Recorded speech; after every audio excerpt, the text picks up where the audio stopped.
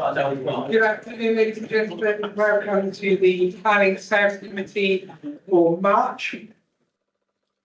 We are not expecting a fire drill today. The alarm sounds, please can you go to one of the emergency exits at the left and right of the building, left and right of this room, and to the rear of this room, and to the front of the building. The meeting will be recorded and uploaded onto YouTube following the meeting. Therefore, any members of the public present should be aware that they may be recorded, even if they are not participating. If you have a problem with this, please let someone know so that we can address it. First, that you will switch your phones to silent for the duration of the meeting. Planning applications will be heard in order as on the agenda. I'll start by announcing the agenda number. Planning officer will then introduce the application with any relevant updates and provide a visual presentation. We will then call on public speakers. We will then have members and officers of the only points of clarification or any technical questions of the officers. The entire committee will then discuss and debate the applications, and then we may seek further clarification and response from the officers or the point raised by the speakers, and then we will make a decision by a formal vote. Yes, we start with the first agenda items today, which is policy for access. Thank you, Chair. I've received apologies from Councillor Jenny Kenton, for whom Councillor Steve Ashton is stuck. And we had apologies from Councillor Andy Kendall. I believe he's going to be late. I think that's it, Chair. Thank you very much. Move on to the minutes of the previous meeting that have been previously circulated. Everyone's happy with those minutes? If so, are you happy for me to sign as a true record? Any three declarations of interest? Any declarations of interest on any of the items on the agenda today? Okay. Move on to item 4, which is public question time. And can I invite Rebecca Sneed, that role, who's registered to speak. Actually, if you use the microphone at the end. Thank you.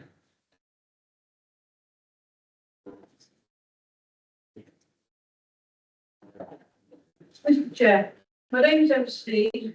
My question relates to the news that 2 King's councils, including one appointed by Somerset Council, have agreed that nutrient neutrality mitigation can be achieved by relying on third-party actions such as Wessex Water new treatment facilities designed to remove 17 tonnes of phosphate per year to accommodate future housing growth. Assuming the council want to pursue with the utmost urgency this opportunity to unblock the development pipeline, the next issue that needs urgent attention is the slow progress on agreeing Section 106 agreements. Outstanding S106 agreements are another major impediment to reaching a 5-year housing land supply in South Somerset, but are largely within the control of the council itself. Given this tremendous opportunity, what steps is South Somerset planning team taking to increase the rate of Section 106 review and agreement to ensure the area reaches a deliverable 5-year housing land supply as soon as possible, and crucially is able to return to plan-based, which I'm sure you would all welcome. Thank you. Thank you very much. I'm going to hand over to Tom, who's going to. Thank you. Thank you, Chair. Nice spot. I need to turn it on. Thank you, Chair. And thank you for the question. Obviously, officers and councillors are working and have been for a long time to make progress on what's been a complicated and difficult issue. Apologies, I'm going to read out a formal statement I'll read that first, and then I'm going to move on to how you get if there's any follow-up questions or how we did address them. So at the strategic planning committee meeting of 17th of March, it was last Monday, council was informed the awaited KC opinion had arrived and it will be published shortly. The legal opinion, jointly commissioned by Somerset Council and Councillor Hophouse, sought to clarify the position on the extent to which Wessex Water's investment in wastewater treatment works, upgrades and associated headroom can be relied on mitigation for the purposes of undertaking an appropriate assessment under the habitats regulations. The recording of the meeting and a copy of the legal opinion will be published shortly. I think the recording of the meeting is already available online. And officers are working through the next steps, collating the evidence required as advised in the opinion.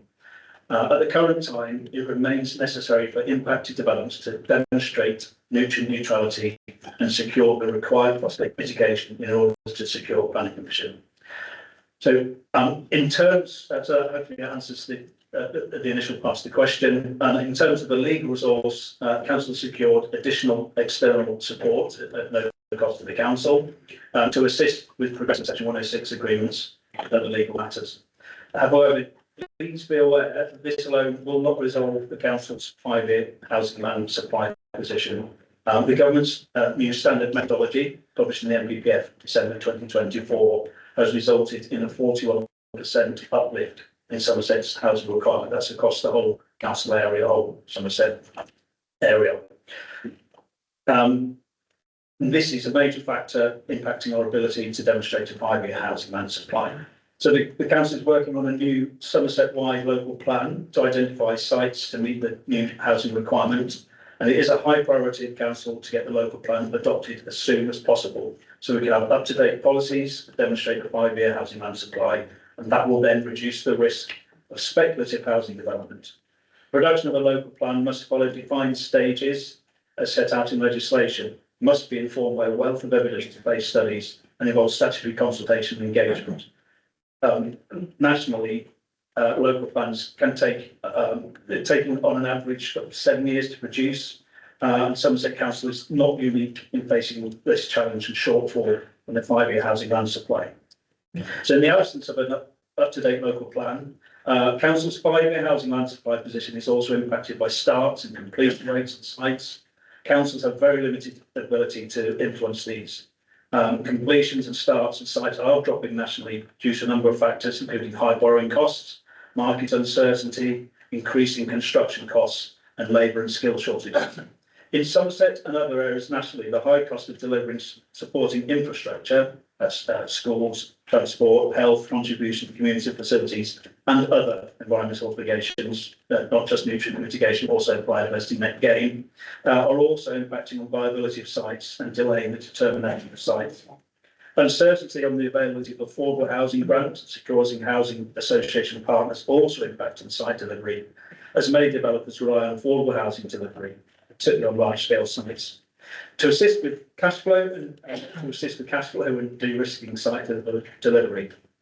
All of these issues impact on the council's ability to meet its housing requirements, not just the nutrient neutrality, and affect our ability to demonstrate a 5-year housing land supply.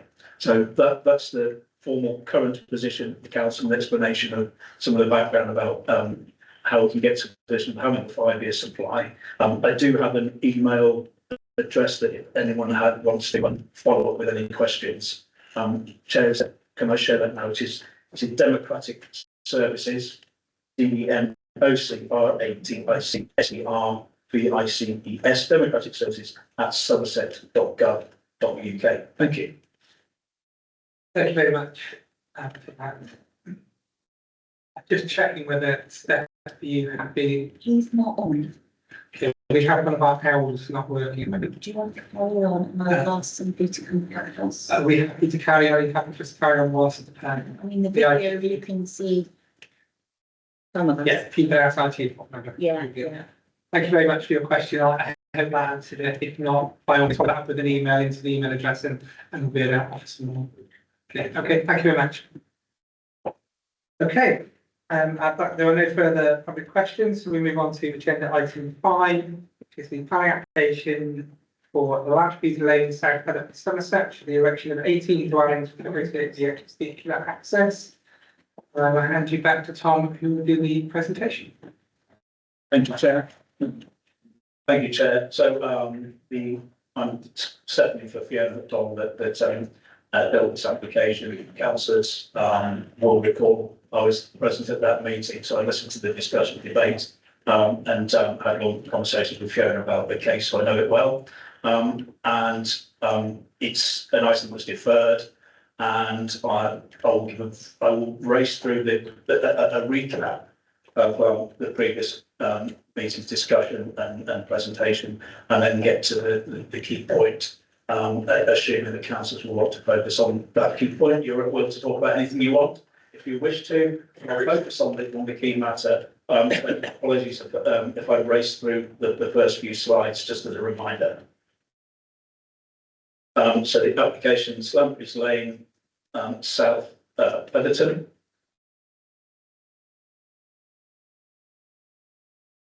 Thank you. 18 dwellings. How do I get all that's gone? So distractions on the screen. How's it all going on to the next one? Maybe a bit slow.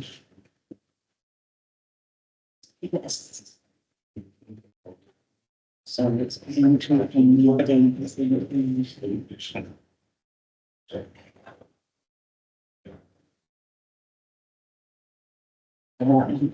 Thank you. That's the site. We're familiar with from the previous presentation. You can see the land on the northwest is where the development will be.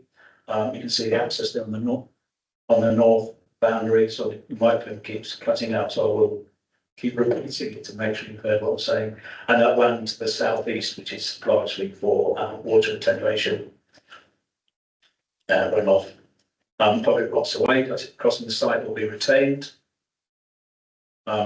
That's the layout, which you'll be familiar with. So I'm racing through, stop me if you, or we can come back to anything you want me to. There are the key considerations we looked at last time. Principle, it was an already had outline. We looked at character, highways, surface water, and in this, the revisions relate to the impact on amenity. So we'll probably perhaps look at and discuss that later. That's the original layout that was an outline that shows the area to be developed and the area to the southeast to be retained as open with water management features. That's the proposed layout for the reserve matters. You'll recall we looked at the character with a mix of palette for the properties, which tried to reflect some of the neighbouring properties. We looked at the separation distance, and this was the key matter. Let's just remind us it's 14.5 metres to what would be the garden, the nearest property, plot 1.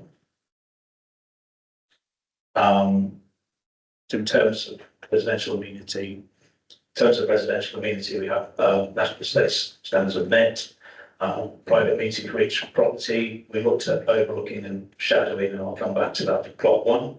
And we considered parking provisions in line with standards. Microphone, thank you. Here you can see on the drawing on the right, that's the access which we looked at. It's between two existing properties. We looked at more details of the drainage proposals. And now getting to the point of the revisions. Councillors will recall concerns expressed about the close proximity of this plot 1 to a neighbouring property. And it expressed concern that as a 2-storey building, it might overshadow or overlook the property here. We were unable to redesign the development in committee, so that the item was deferred.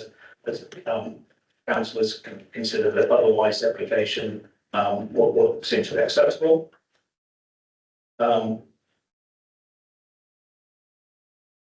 So this drawing here shows the lower building, which is that plot 1, just the entrance to the site.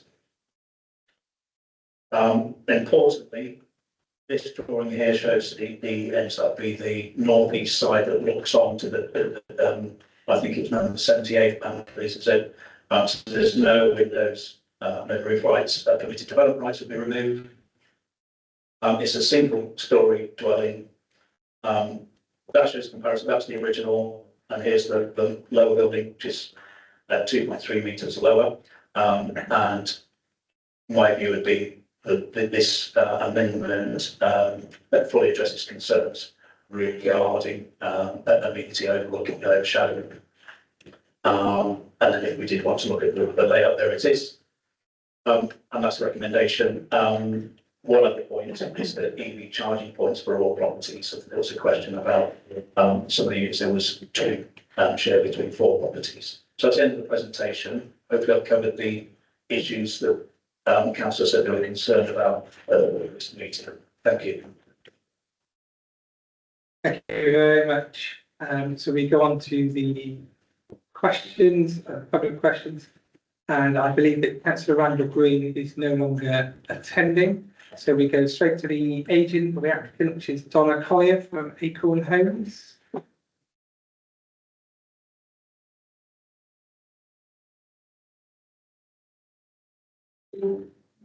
Thank you.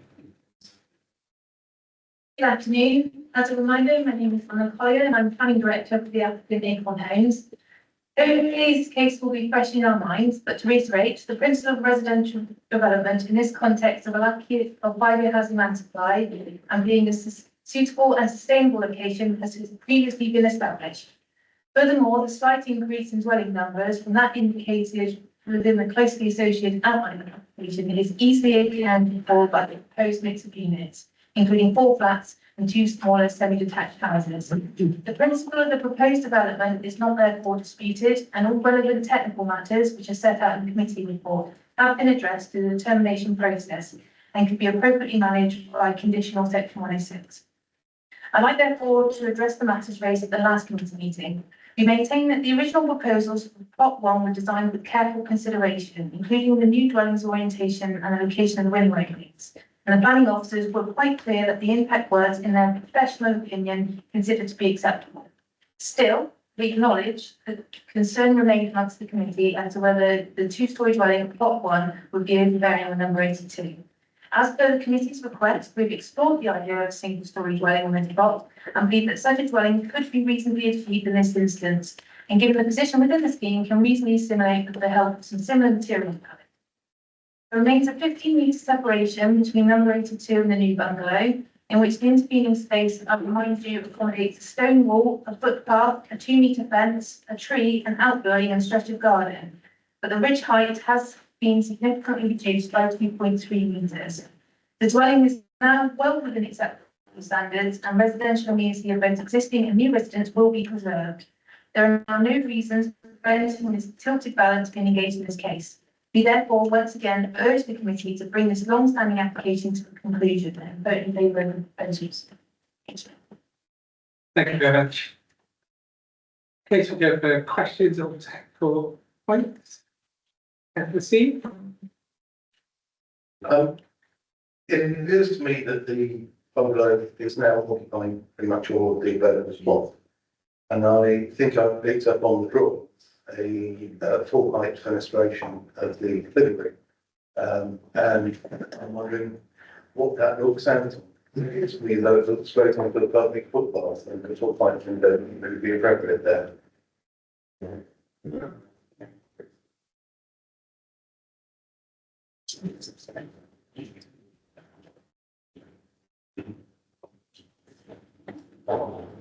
If it would stay still, that's the elevation that looks. This is the elevation that looks onto the in the direction of the footpath. I believe there's.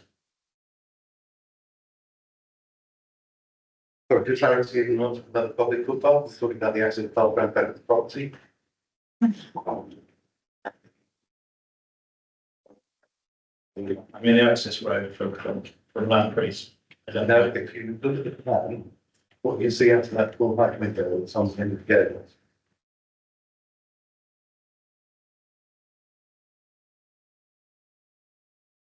You'll need a site plan. Yeah, yes, yeah. Which window are we?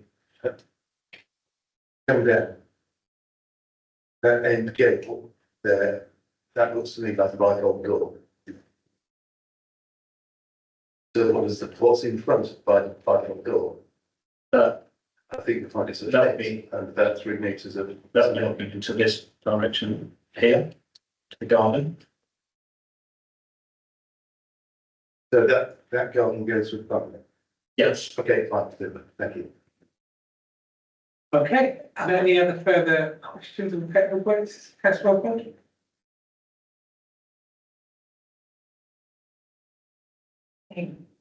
Let's hope the microphone works, it does. I just wanted to ask, page 27 and point 46, that the applicant has requested removal of any reference to materials from the plans and the materials secured by way of condition. What is the reason? What is the reason for that? Is there any significance to that? And can't quite find it in the report, but has the parish council indicated that it is happy with the changes that the applicant's made? Thank you, councillor. My understanding is that the parish hasn't confirmed that they'd be happy with the mix that was proposed, which is why the condition was to be agreed that the pallets and materials to be agreed. As officers, we're happy that the mix was acceptable. If you look at properties nearby, there's a red brick building on the if you're going into the site on the left of the red brick building, these properties mix stone and other materials, so it's considered acceptable. The parish council, we wanted all stone, which I think was seriously liability. I can see the agent wants to speak, but I don't think that's possible. Does that answer your question? Thank you, Chairman. Yes, I think it does, but satisfied as to the reason for the conditions. And if the parish council have chosen not to sort of respond at this point, then they've no comments to make, and we need to draw our own conclusions. Thank you. So are there any other further questions?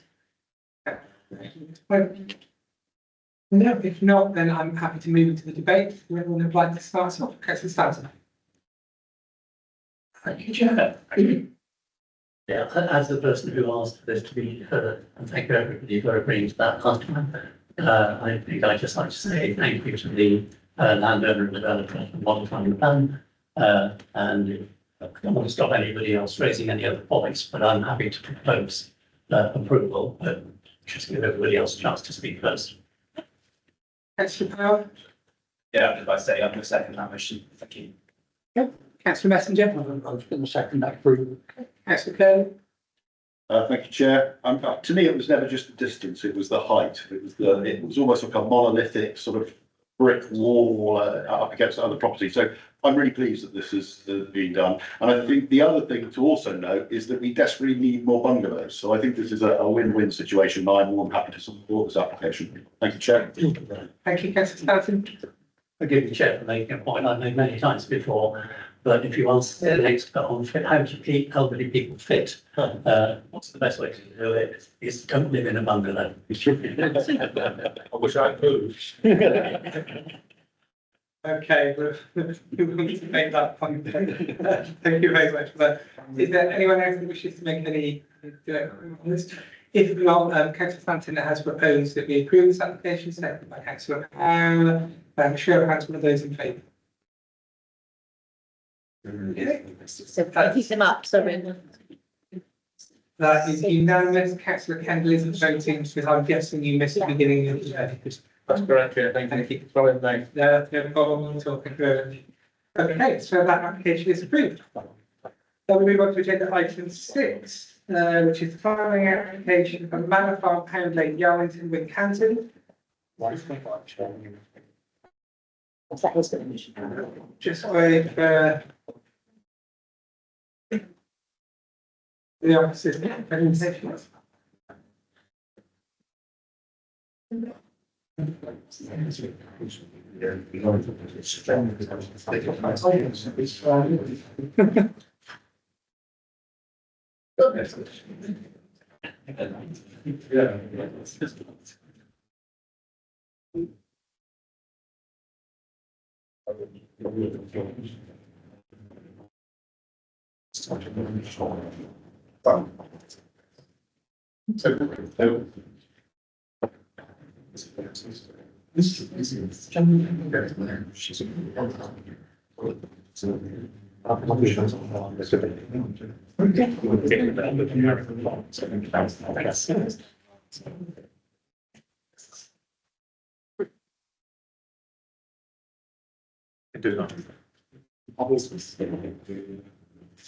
I think that they did sign. So,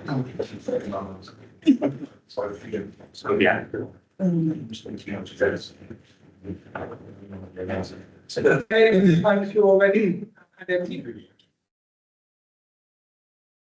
Thank you, Chair. Good afternoon, everyone. For those who don't know me, my name is Simon Fox. I'm the Major Projects Officer here at Somerset Council. Today I'm presenting this item, which is application 24/01203 for application for the demolition of existing agricultural buildings and associated yards and landscape restoration of cleared area, replacement farm buildings and yard area with associated new active link to existing farm track, drainage infrastructure and landscape in works. That's it, Manor Farm, Pound Lane, Yarlington. Obviously, members have read my report, so I'll use this time to show some slides. We'll start with the application site. This is a plan that the council has produced for the purposes of the agenda papers. That's the aerial version of the council's plan for the purposes of the agenda. This is the official red line on the right hand. What is it? The right hand plan is the red line plan for the proposal, and the blue land showing other land within the applicant's control. The left shows the red line with the proposed farmyard shown, and with the removal of buildings otherwise in the red line.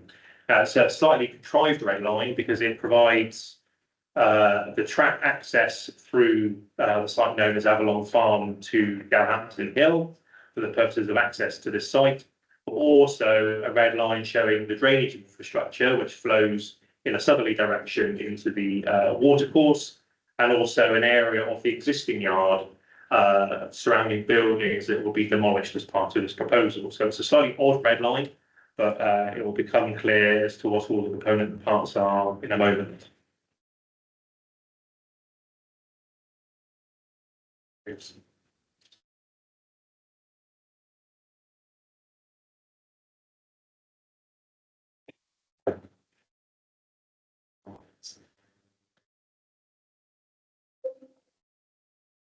Good afternoon.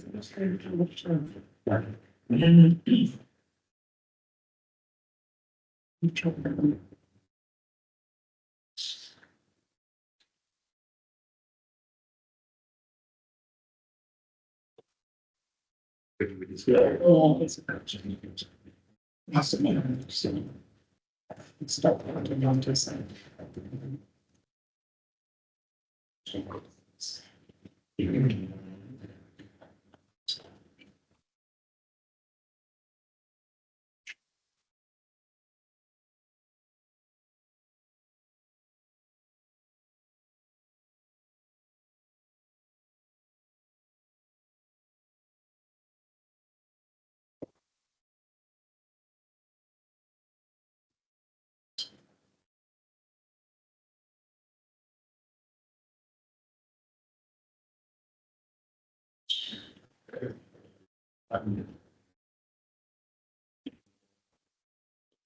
Okay, so this is the aerial photograph of the area. The site is adjacent to the settlement of Yarlington, but it's also in close proximity to Galhampton.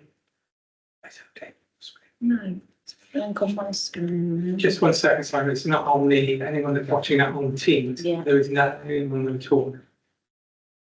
Did you want to, should we pause for a couple of minutes just to, as we get IT or something down and we can just rectify the correct? I'll see it somewhere. Yeah, and she'll do a meeting share it for you. Do that. Yeah. For some reason, it just doesn't. Tom, just bear in mind if you leave,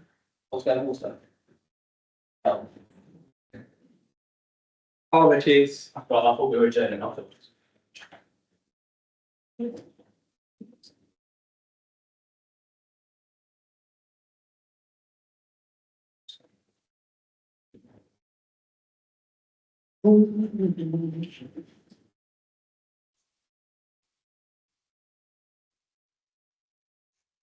Like it because I'm looking at those licenses. That's it, it's getting confused about. I don't feel like- That's what Yeah, I'm. we normally. That's that white nice. But they kind of when slow.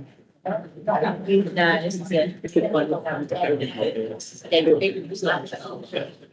Yeah, he's in. Yes, so we need to serve. Same time, finish the Right, the screen.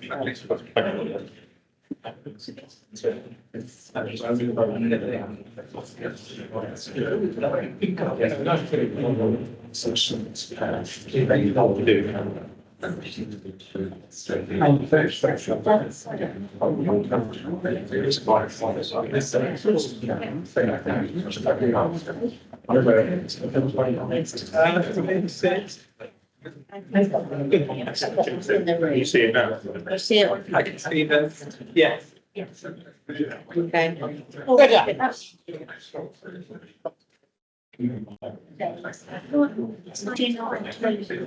I think the chamber like used to be finding something like hex chamber, and it's not, you've ever established. Yeah. It's too protocol, trying to do two. Yeah, that's what it's doing. Okay, thank you very much, everyone. Hopefully we found a quick fix. I'll hand you back to Simon.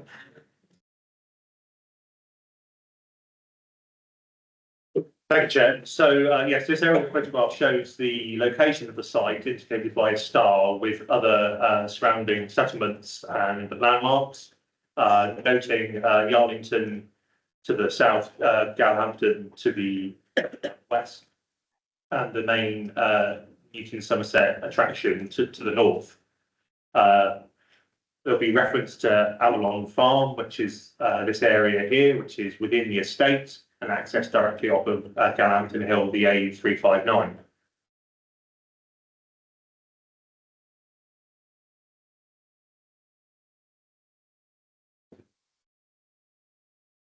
So this is the proposal. This is showing the new yard comprising of 2 rectangular buildings and 4 roundhouses, encompassed within a newly landscaped periphery, sat within a field forming part of the former Manor Farm holding.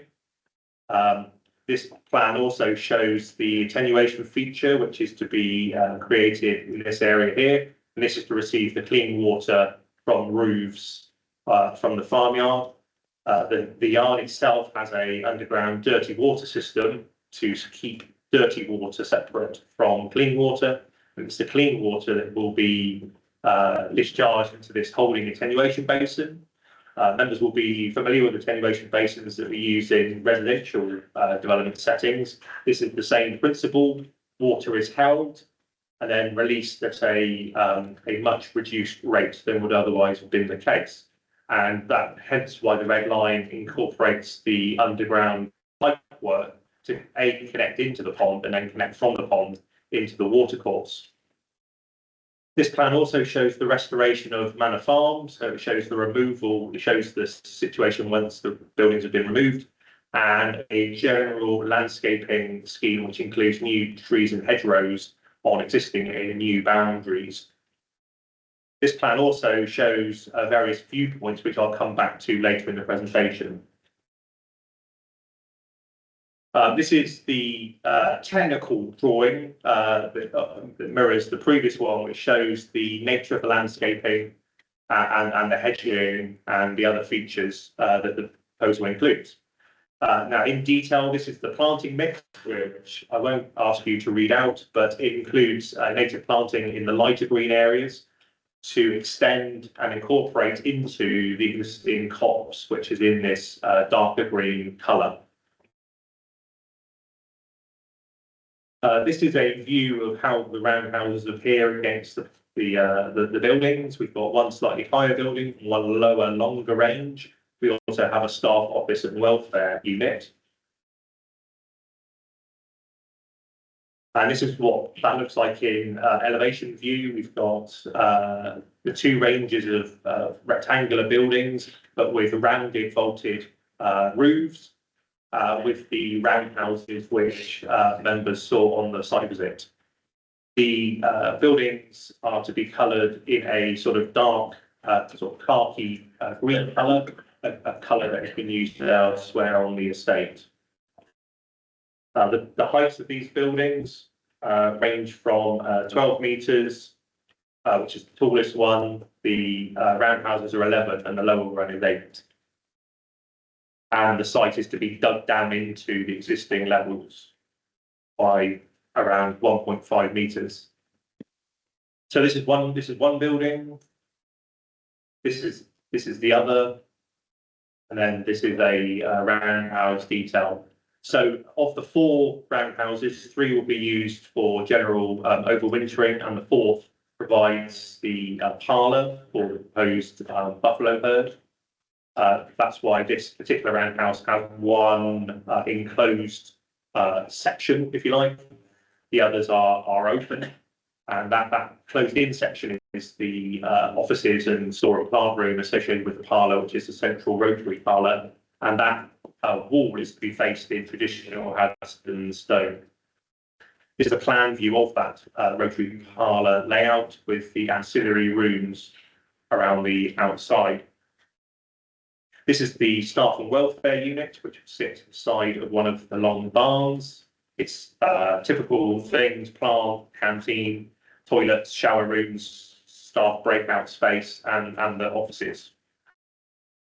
The magenta colour here isn't actually a material choice, it's to show a detail. Again, this is to be finished in the khaki green with a Haddon stone fin. I referred to the excavation of the levels. The site rises slightly from one corner to the other, and the lower corner level is being taken and the site excavated out from that point, which means at the point along the southern boundary, the yard will be approximately 1.5 metres below the level of the adjacent field where the public right of way runs. So I talked about some demolitions at the existing Manor Farm complex, hence the slightly odd looking red line. The demolitions comprise these red hatch buildings, so there's 5 here in total. This is to sort of give you a sense of what they look like on Google Earth, but members, I think, with the exception of the chair and one other member, have all seen these in person. We've got the largest barn in the centre of the yard, be demolished, one outlier up here at the base of the slope, and then several other sort of incidental buildings. This Dutch barn on the hillside is also to be removed, along with the adjacent silage plant and the slurry lagoon, which is located up here to the north. This plan shows hedgerow management. So we've got existing hedgerows, and we've got a programme of proposed new hedgerows to stitch the landscape back together and provide further enhancements for visual reasons and for ecological reasons. This plan isn't the easiest to read, so what I've done is I've slightly doctored it slightly by adding some hopefully more visible lines. So the green lines are existing hedges which will be retained at their current height. The blue hedges are ones that are going to be allowed to grow up slightly to nearer 4 to 6 metres. And the red lines are all new hedgerows. The hedgerows in blue that are being allowed to grow up slightly are to form part of the overall landscaping scheme with the trees and shrubs that are planted to help diffuse views of the buildings within the wider landscape. The site is surrounded by public rights of way, and actually this plan also shows that lots of rights of way in the wider area. The site is here in the middle here. And you'll see that there's a public footpath to the south here, WN 319, and to the north, a restricted byway, WN 3110, which run along the northern and southern boundaries of the site and the base of the slates. And on the western side, we've got Hicks Lane, which also accommodates several national trails, including the Monarch's Way, the Leyland Trail, and the Macmillan Way. Where Hicks Lane then joins the adopted highway, the national trails extend northward through further land owned by the estate up to the A359, where it actually discharges walkers legally out onto the highway to make a short journey back to the west to join up with a footpath which then goes northwards towards Castle Kerry. But members may recall a proposal for a bridge over Cowhampton Hill proposed by the estate. And as part of that, I think members either sought or demanded, or the estate offered a permissive path to ensure that walkers do not need to use that stretch of the A359 and can walk on a permissive path maintained on the estate and over the bridge to create a continuous pathway over towards Castle Hill and over towards Castle Kerry. So the rights of way, whilst being great for recreational walkers and local members of the public, do create a bit of a headache, so quite a large headache, for the site operations that continue at Manor Farm, pending the outcome of this application. So we can see on this plan that the one right of way goes through a building within the yard. Naturally, people have to divert into the centre of the yard to come back round here. This presents health and safety issues for the farming operation, which means that gates have to be closed at the three entrances to the yard to ensure the public are kept safe and the animals are kept safe and the handlers are kept safe. That does present an operational issue, which this application removes, because all these buildings will be removed, the farming operation will be removed, and therefore this right of way would create a more pleasant route for walkers. There is another right of way which comes round the back of the yard. Again, the definitive line seems to conflict with other buildings that have been built, and in all reality, you come out to the edge of the yard and back round before joining here and then continuing up northwards. So having members of the public conflicting with an operational farm creates its own headaches. Continuing up to the application site, like I say, we've got the restricted byway on the north and a footpath to the south, and those national trails and a bridleway to the west. And then, like I say, at the northern end, instead of having to make this journey on carriageway on the A359, the permissive path now comes in the estate land down to here, and you can go over the bridge, which is now located in this area, to join back up with the footpath at this point. So that was an improvement sought by the approval of that bridge consent.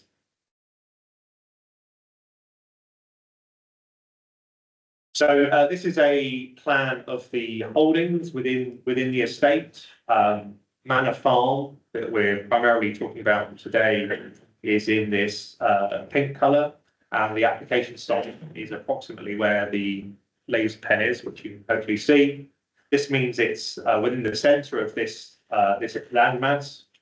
Members will know from the site visit that topography is everything here, and Manor Farm in this area where the new farm is proposed is within the flatter area of the holding.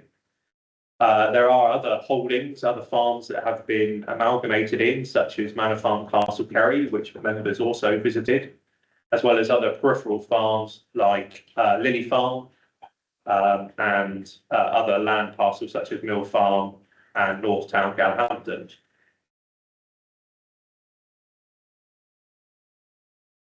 This is a plan of the same estate showing how various parcels of land are used. I think the key is under.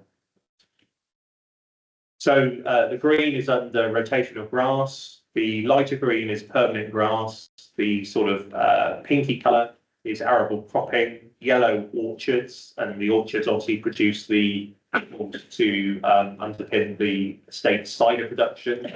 And you've got areas of woodland, including ancient woodland around the Husband House itself. So again, the new yard, which is indicated here, is in the centre of the best grazing land for the operation that's being proposed. And when we zoom into the Manor Farm estate, you can see how the yard sits within a central location to provide easy access to all of the surrounding fields for grazing, including the slates itself. So the estate obviously incorporates several facets, including the main visitor attraction. This document sets out a number of benefits that the development will bring. It sets it within the context that the Newton Somerset is a diversified working estate in Somerset. This document sets out that they employ 522 people across farming, food, hospitality, gardens, e-commerce, and visitor-facing enterprises, and hosts 200,000 visits from members each year. The main hotel set within Husband House was voted the best boutique hotel in the world in 2023.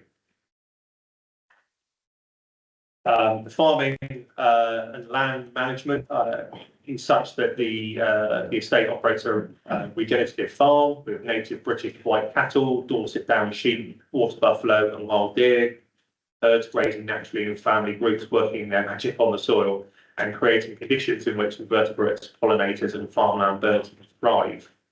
No insecticides are used. And this is a circular, mini circular economy where food produced on the estate is then served on the estate for visitors and for guests. Obviously, I've mentioned Husband House. It's a grade 2-star listed building which houses the main hotel. And a few other snippets from that document. 82% of all staff live within Somerset and 41% within the local member area postcodes. So those are the adjacent postcodes to the actual estate. Nearly 6,500 of the estate's 34,000 annual members live within local member postcodes, 10,800 within Somerset. There are 28 hectares of productive traditional cider orchards, and there are approximately 2 million trees within its woods and parklands, including ancient woodland that I've mentioned, which are home to some veteran trees. The estate has also undertaken an extensive tree planting programme with over 100,000 trees planted. And all of this work, which has been fairly continuous since the purchase of the estate, has kept many suppliers and contractors in almost permanent business at the estate. The estate also is a flagship ambassador for Somerset, notably sponsoring the Chelsea Flower Show.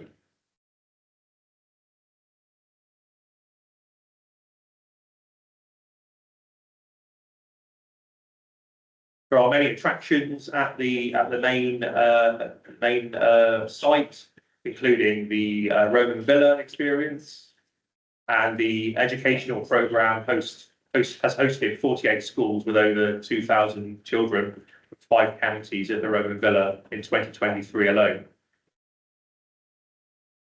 Like I say, there's lots of direct employment, over 520 staff. So moving on to the policy regime, members will know from my report that there is a made neighbourhood plan that affects this area. And I've gone through each and every one of those neighbourhood plan policies to provide an assessment and conclusions as to how this proposal should be recommended from an officer's point of view. One of the primary policies is policy 6, which talks about recreational routes and views. Development should retain the rural character of lanes and tracks around the villages and hamlets and into the countryside, protecting and enhancing public rights of way and access, with particular regard given to the 3 main recreational trails, which I've mentioned. Development that would significantly detract from the active use and enjoyment of these routes by walkers, cyclists and horse riders will not be supported. The scale, design and layout of development, including any landscaping, should minimise adverse impacts on publicly accessible views over open countryside and towards key landmarks, such as the Arlington Slates, as well as distant views of Cadbury Castle, Glastonbury Tor. Should preserve and enhance such views where possible. Particularly iconic views noted as part of the evidence gathering for this neighbourhood plan are listed for Yarlington at table 10. Projects that will improve recreational access to the countryside for walking and or horse riding will be supported. So table 10 is then replicated on the right hand side, which is headed up Yarlington key views, and a viewpoint of V5 indicates views from Yarlington Slates. Good views along the Slates are also views from the Slates, a local landmark from the surrounding area. So the top photograph, looking at here, and here's V5, here's viewpoint 5. So if I go through this slide, key landmarks and viewpoints are indicated by the legend on the right hand side. And here is the landmark, the Yarlington Slates, the application site in yellow star, and then we've got viewpoint V5. Viewpoint V5 is looking in this direction because you can see the dotted purple line underneath, which I'm now emphasising by red arrows, meaning that the view of Yarlington Slates from viewpoint V5 is the cherished view. However, when you assess that further, point V5 is not where the photograph indicating the cherished view. And in fact, the photograph showing the cherished view is actually taken from the red spot here, looking down, rather than viewpoint V5. Viewpoint V5 actually is this view here. See my cursor slowly going around. And therefore, viewpoint V5 has been placed at the wrong end of the copse. It should be here, in front of the copse, with the copse behind you, looking down the rest of the Slates. In fact, it's been put behind the copse, and therefore there is no view of the Slates other than a glimpse over this hedge to the left. The application site is to the right.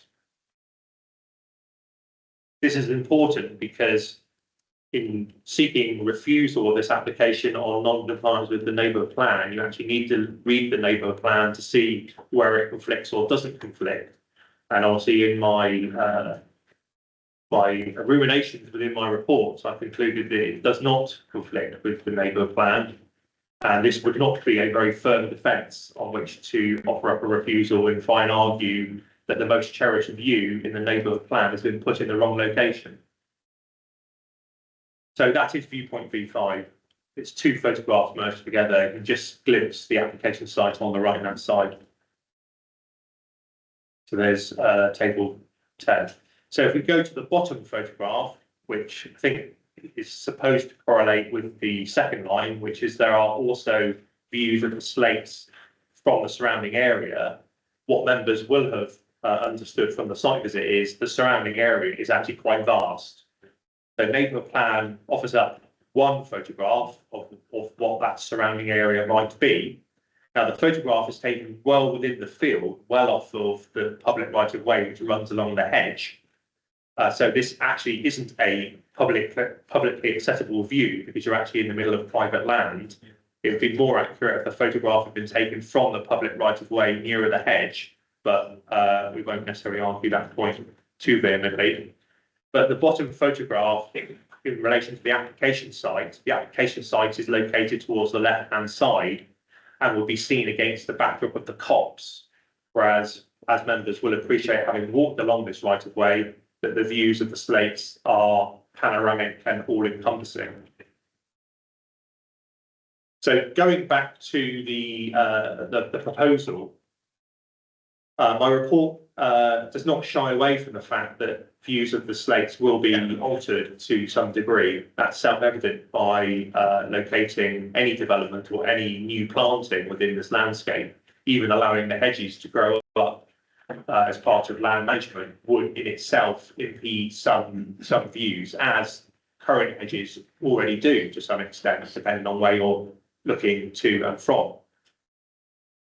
In this sense, what we have said is that there will be some disruptive views along this part of the footway when looking at the slates.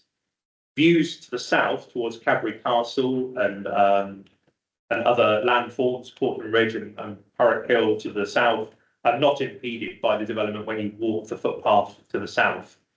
They are impeded from the footpath from the restricted byway to the north, but they always have been.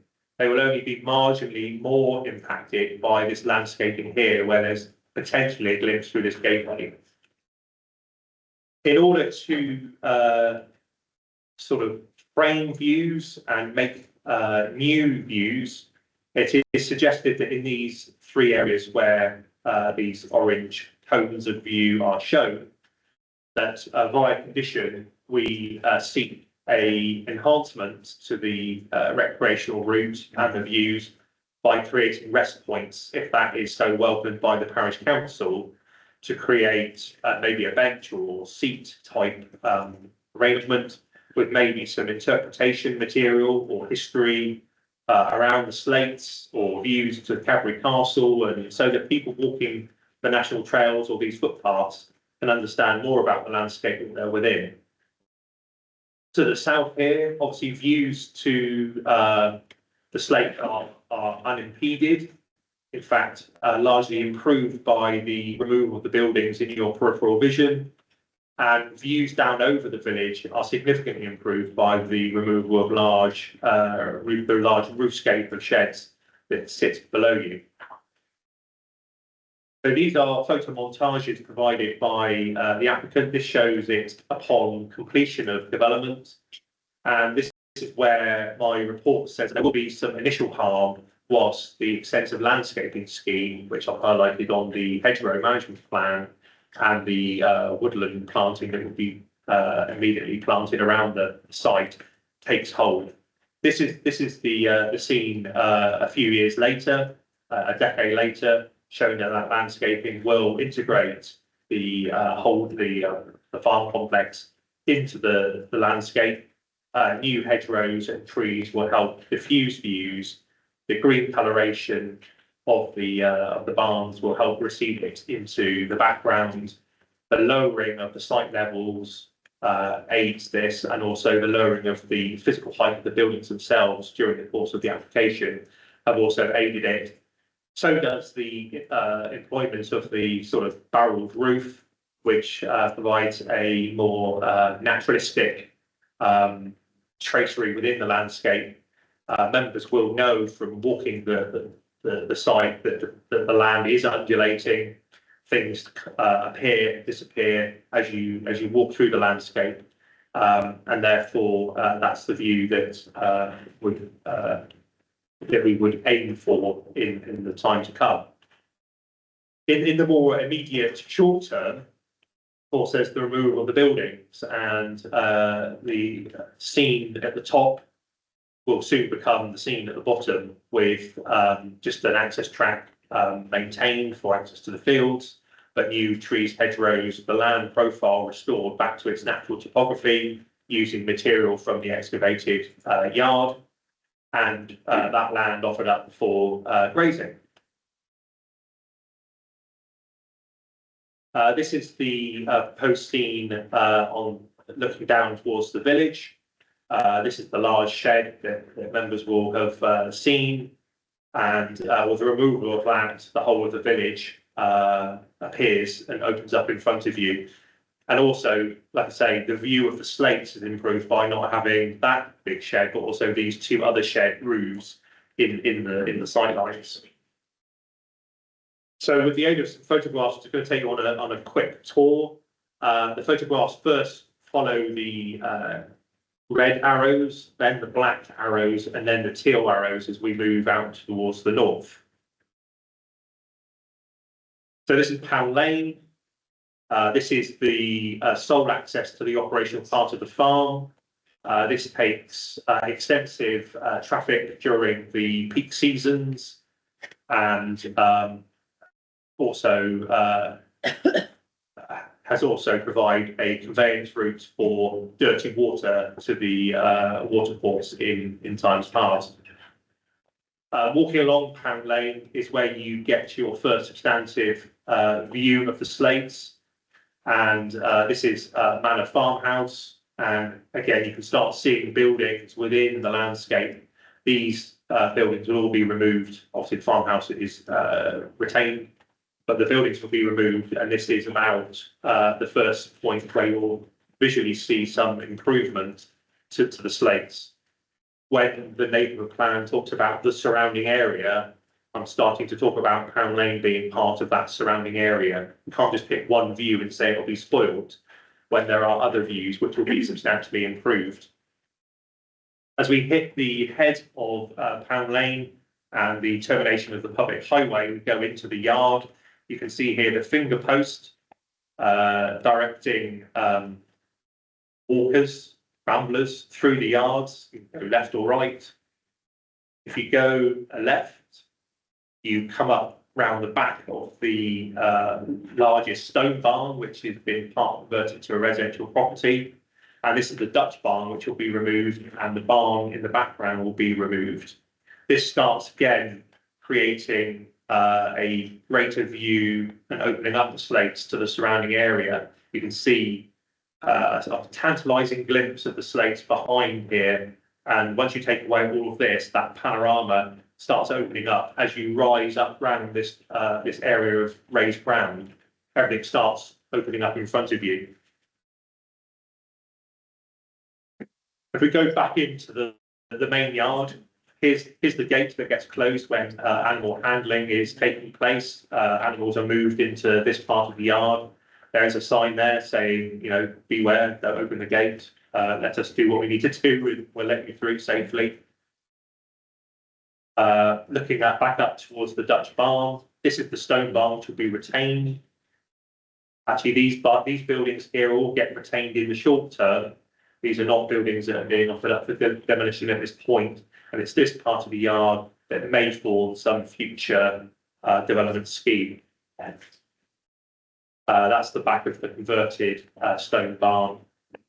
And here you start getting a glimpse of the topography and what's needed to be manipulated in years past to provide the large modern barn that's situated in the centre of the yard, all of which will be removed, and this historic land profile, the topography, will be restored back to how it was. This is the silage plan, which has been, I think, condemned is a word, but has been not allowed to be used any further by the Environment Agency because of the absence of a adequate water handling system. Dropping back down into the main yard and looking back towards the slates now, you can start seeing them appear here. All these buildings here will be removed, you can see, and the silos. There's the British white cattle for the substantive part of this herd. It's going to be accommodated in terms of overwintering at the new farm. This is when I came back round, this gate had been shut because animals were being moved. So I wasn't allowed to go back through there, I had to wait. Then as we move out towards the slates, obviously you can start seeing them here. These buildings in front of you and all this hard standing will all be removed. Again, all that removed. Then you look back towards the yard and you see, you know, what is a very pleasant but unlisted farmhouse with this behemoth building on its shoulder. Got a lovely granary building here, and all of this will be removed and the landscape restored back to its natural contours. So as we now move out towards the toe of the slates, looking back again, this building will be removed, which will provide better views back into the village. As we move round the toe of the slate, again, you can see the roofs of the farm buildings, which will all be removed, new hedgerows along these boundaries, tying everything back together. And as I'm actually sort of walking forwards, but sort of then swinging back and looking back to from where I've come. Here's the slates, primarily used for grazing. And looking forward now towards the application site. These are the hedges that will be allowed to grow up. Got the copse there in the distance. This is the iconic view. This is important because the iconic view is looking that way and the application site is diagonally behind you. So turning around on that point and then looking north, the application site starts at this corner and then fills out from this corner onwards. So the cherished view is not impacted in any way by the proposal.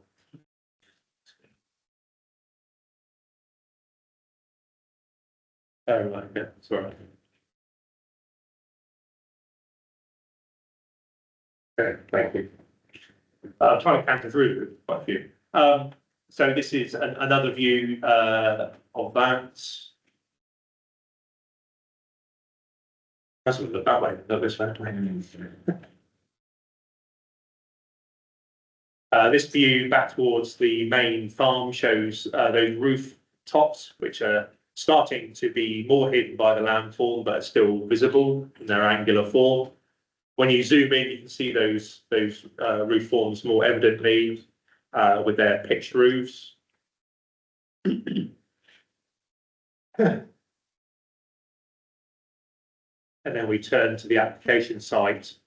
This is the bottom corner. You can see that the site rises in front of you, and it's at this bottom corner where the main level will be taken for the yard and then excavated back as far as we can see on the horizon where the footpath is.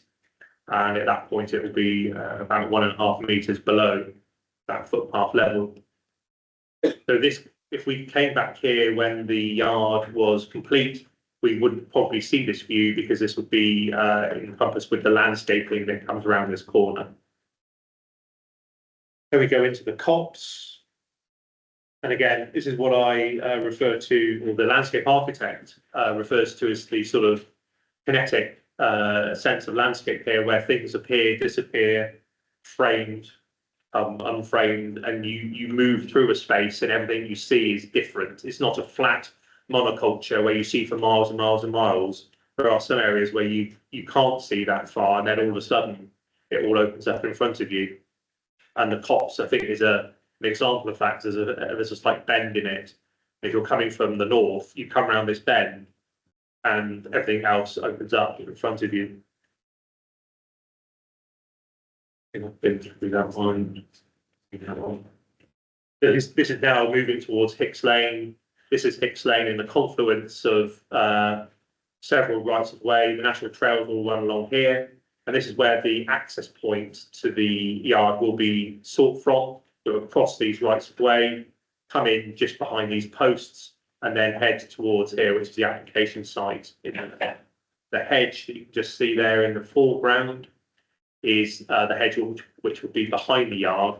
Obviously, there's lots of landscaping to go in front of that, including some reprofiling between the yard and this vantage point, which would then receive landscaping on a slightly higher elevation. That's just some natural contouring, not a bund as such in terms of a fixed linear feature, then it's fairly artificial. There will be some organic mounding to lift that landscaping a little bit higher in the landscape and try and reproduce some of these mounds that you can see with levels going all over the place at this point. If we swing round, we see the tail end of Avalon and the current end of the access track, which serves Whitewoods Farm, where there's a grain store here. This is the farm manager's house, and obviously we've got sheep grazing. So the access track will latch onto the end of this and provide the access out and through Avalon to Galhampton Hill. If we then turn almost due north, this is the continuation of the national trails up through this dry valley that goes up to the A359, as I've shown you on previous slides. This is Hicks Lane then looking south. And then Hicks Lane coming back to where the southern right of way then goes along the southern edge of the application site, looking up towards Hicks Lane. Now we're gonna walk along the southern footpath.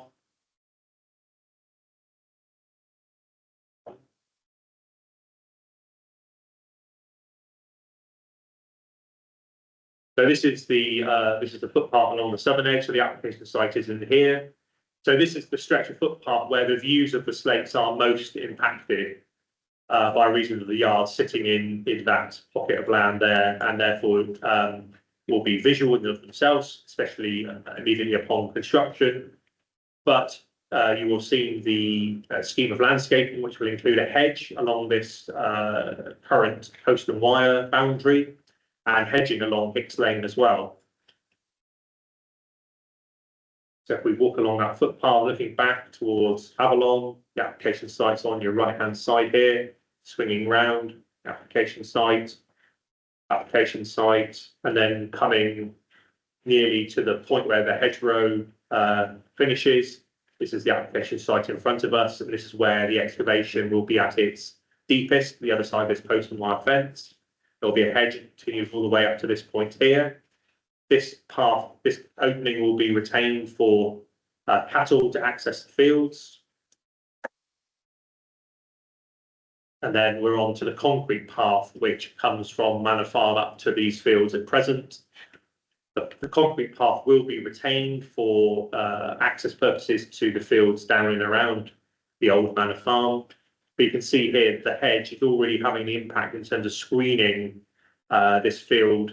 And when you excavate down, that hedge gains extra height. Coming to the sort of crest of the hill where the concrete path trackway starts falling down into Manor Farm, and you get one of those panoramic views, and the application site is sat the other side of this hedge. So your view of the slates is not as compromised as some would have you think at this point. And as you swing around, you've got that full view of the slates, and I've shown you some of the montages as to how this area gets restored and improved. Very large sheds. You may not have detected that this is actually a double pile barn as well, dug right into the hillside.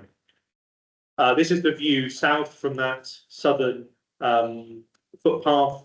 Cadbury Castle is evident here, but if you walked another 50 metres towards Manor Farm, the topography of this field is such that it disappears, and that's part of this.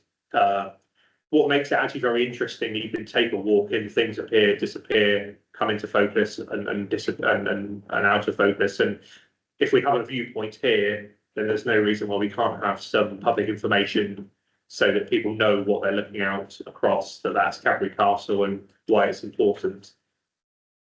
I mentioned that there's 4 roundhouses. This is a similar roundhouse which is currently operational at Avalon. The hose roundhouses the eaves line are lower and they're in steel rather than wood. This is a view from the end of Avalon back down towards the application site, which is located there. There it is. Magic house. So there's the application site. The roundhouse. There's the roundhouse.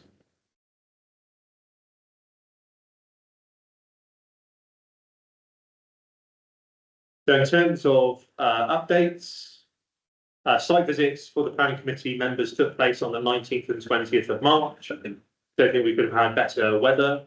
And what that meant for members of the public is that those views and those photographs that I've shown you were largely taken on those 2 days. We had long-ranging, unfettered views in all corners of the county almost, by way of it being clear weather. We didn't go on a misty or foggy day to hamper those views. We've got nothing to hide. Everything's there for members to assess. And I think members saw the site in it at its very best in order to make their judgment today.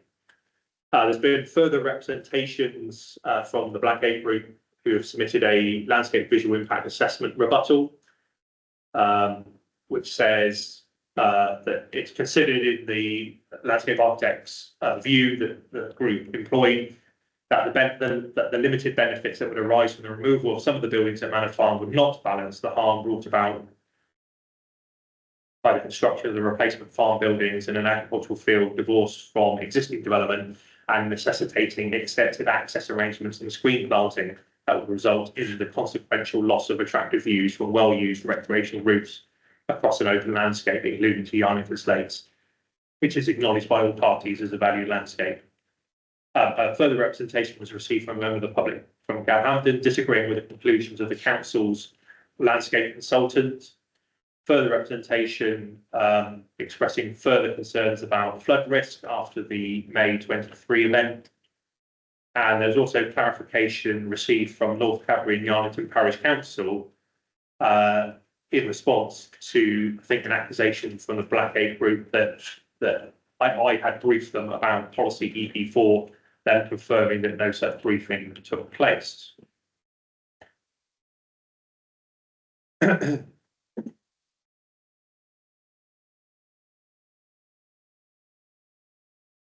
So in terms of the material considerations, the report makes no attempt to hide away from the fact that there is some landscape harm to a valued landscape, and that paragraph 187 of the NPPF is relevant, and I've set that out in my report.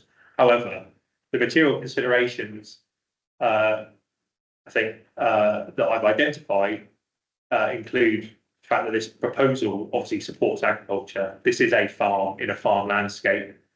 If it needs saying, farming is generally important for the social fabric, environment and economy of South Somerset. As I've tried to illustrate in writing throughout my report and through this presentation of slides, that there is significant mitigation proposed in terms of the demolition of the existing yard. There is landscape restoration in terms of new hedgerows and tree planting, as well as new grazing land that's created by that restoration. There is obviously a loss of grazing land as well, it has to be said. That attention has been paid to materials, including colour treatment, to ensure that we blend those materials into the landscape. There are also local accents, such as the Hadspen stone plinths. The site has been lowered to sit the buildings into the landscape and also tuck it against existing hedgerow boundaries and the copse. And the buildings themselves have been lowered during the course of the proposal. There are traffic, noise, drainage, environmental and village setting improvements, and I think these have been largely put forward by the residents of Yarnington themselves.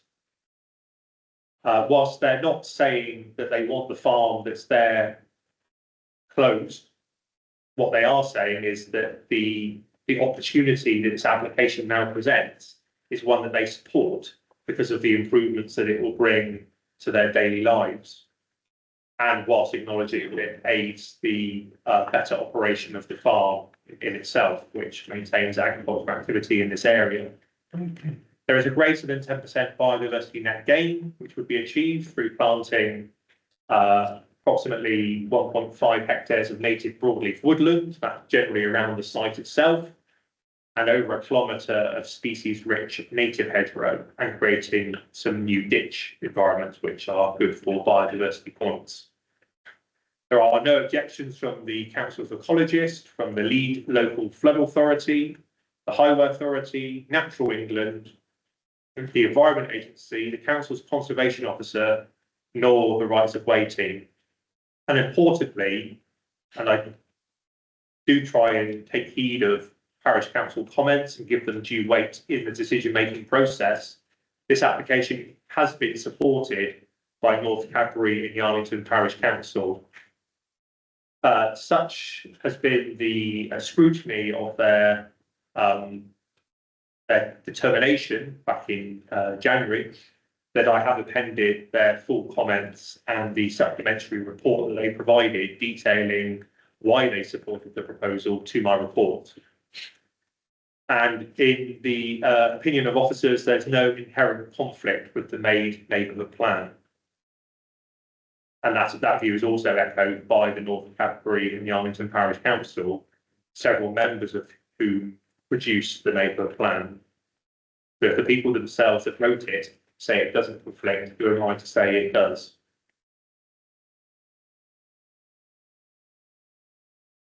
So in conclusion, Chairman, for this application, the recommendation is that planning permission be granted subject to the prior completion of the Section 106 agreement, and that is purely for the BNG elements of the scheme.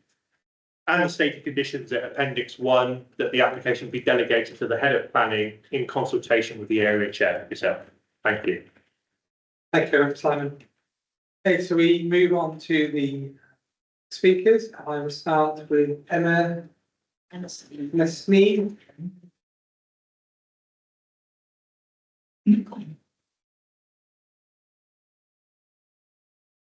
Thank you, and you have 3 minutes. Thank you, Mr. Chair. Let's be clear from the start. This development is a wish by Emily Estates. There's no proven need. There's no economic case. There is no necessity. Farming is not even their principal activity, as stated in their own annual accounts and late by the planning officer today. Ecology. Somerset Council's biodiversity checklist has not been followed and the appropriate surveys have not been submitted, or it has resulted in last-minute surveys being conducted during non-optimal windows. These are serious flaws in the application. There is clear evidence of badger sets within 5 metres, reported mammal paths within and across the site. The removal of hedgerows will have significant impact on these well-connected wildlife corridors. Emily Estates has said they will erect badger-proof fencing around the site to prevent TB. There is no mention of the type, depth or height of fencing proposed, nor any assessment of the impact on wildlife connectivity. This has not been made clear to the county ecologist for impact assessment. Lighting and dark skies. Somerset Ecologist states the lux level should be below 0.5 lux. Emily Estates states minimum lux levels of 80 lux for 16 hours with 8 hours of darkness. I would question if this is achievable. Conditions 24 and 25 state that prior to the first use, lighting design is signed off. If planning is granted, then this must be agreed prior to commencement in line with the ecologist's recommendations. Phosphates. Natural England have been presented with a proposal and calculation of a herd size of 668 animals. For those with or without a knowledge of agriculture, this seems a very specific number. Why? Because above this number, there is a net increase. Emily Estates application states in many submitted documents up to 700 animals being housed. On this basis, the LPA cannot demonstrate that a robust and high standard of investigation has been undertaken, and therefore it's not compliant with Regulation 63 of the Habitat Regulations 2017. Best and most versatile agricultural land. This development will result in the loss of 6 acres of Grade 1 BMV land through removal and concreting. No soil resource plan has been submitted. A report submitted by the applicant and the planning officer demonstrates complete indifference to the understanding of soil health. This development is not using BMVL for food production, it is destroying it. For BMVL, the important factor is the top 6 inches of soil. This development will be removing 1.5 metres of top and subsoil. Other suitable sites on the Emily Estate are available. Biodiversity net gain. The original submitted documents are unsound, incomplete and just plain incorrect, resulting in new documents being submitted by different consultancies. This must call into doubt the accuracy of documents produced by paid advisors to the Emily Estates. Thank you very much, Finally, Steve. Thank you. Thank you. Thank you for time. Okay, can I next ask Roger Sewell?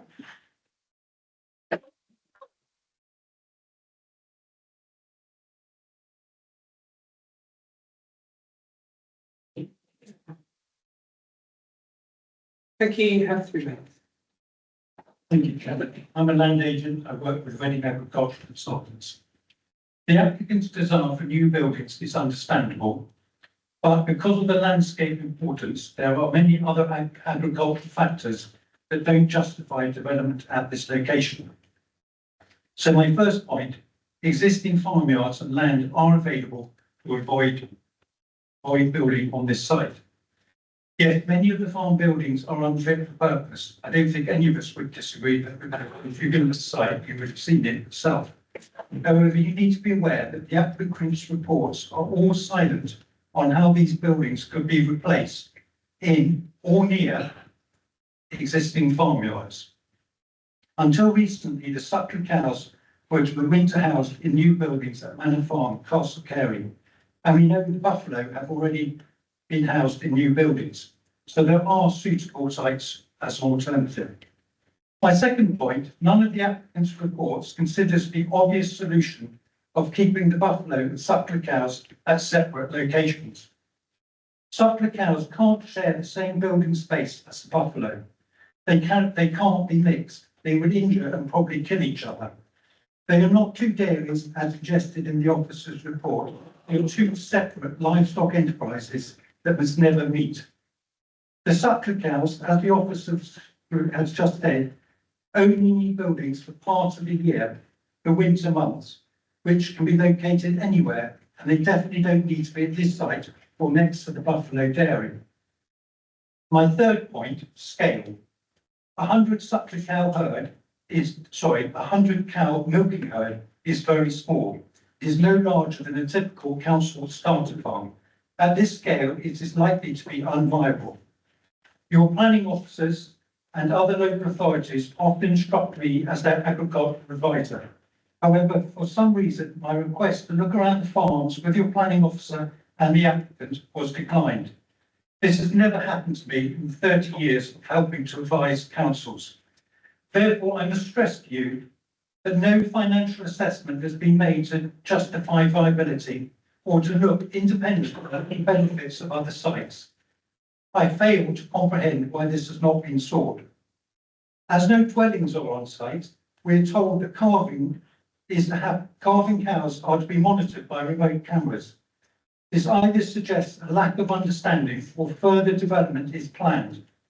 Such basic limitation would create an unsustainable livestock site. I'm nearly finished. The argument of reducing village traffic makes no sense, given the significant investment in internal estate roads. So in summary, Chairman, there are practical alternative agricultural solutions. Thank you very much. That do not damage. Thank you very much. Thank you. I could invite Tim Skull. Thank you.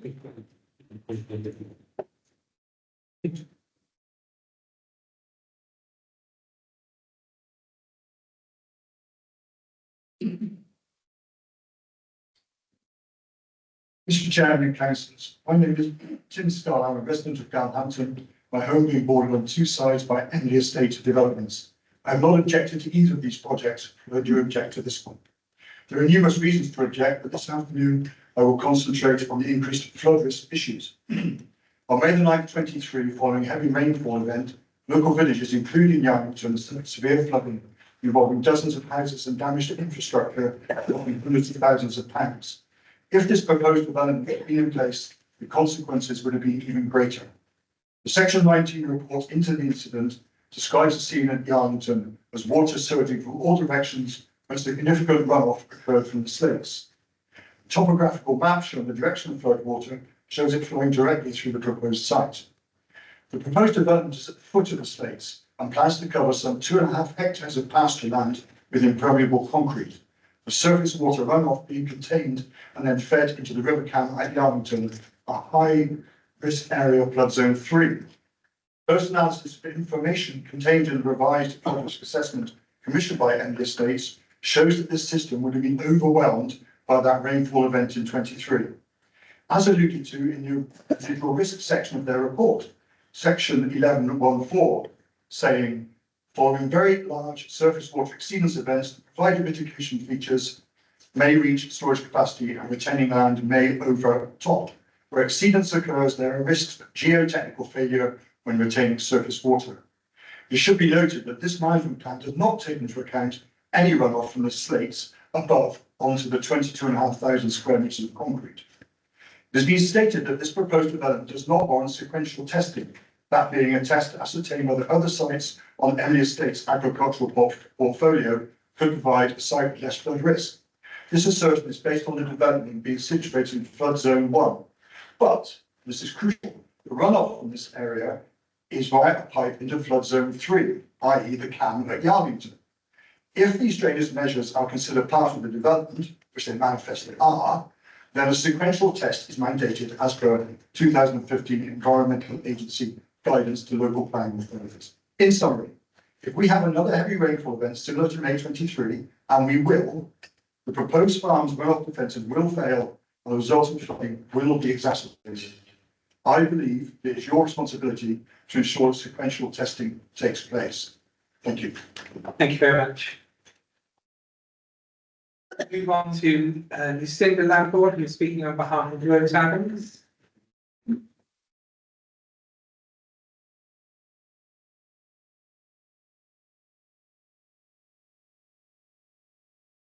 Thank you.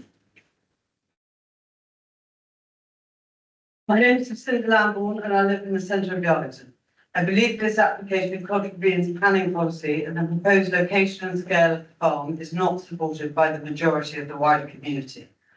The parish council initially recommended that the application be refused because it contravened the neighbourhood plan on 12 different counts. Whilst the council subsequently approved it, they did not state how the previous points have been mitigated, as they have not. These main planning policy contraventions are Policy 5, the area's rural character. A huge industrial farm complex with 6 acres of concrete and hard standing on this site between the villages would destroy the gap between Yarlington and Galhampton. It would be prominent in the landscape. It would destroy the dark night skies and would destroy the view of the whole of Yarlington slides from surrounding points, rather than the specific point focused on by the planning officer. It could be hardly more inappropriate in location or disproportionate in scale. Policy 6, recreational routes and views. The application does not retain the rural character of the lanes and tracks as the proposed planting will in time destroy the views from and the characters of the tracks, particularly WN 319. And the proposed vehicular track, taking all the traffic from Pan Lane, does not enhance or protect the way. Policy 13, other employment opportunities. There is a net gain of 2 additional FTE to look after the buffalo. One assumes, however, that these have already been employed as the buffalo have already been moved to the estate.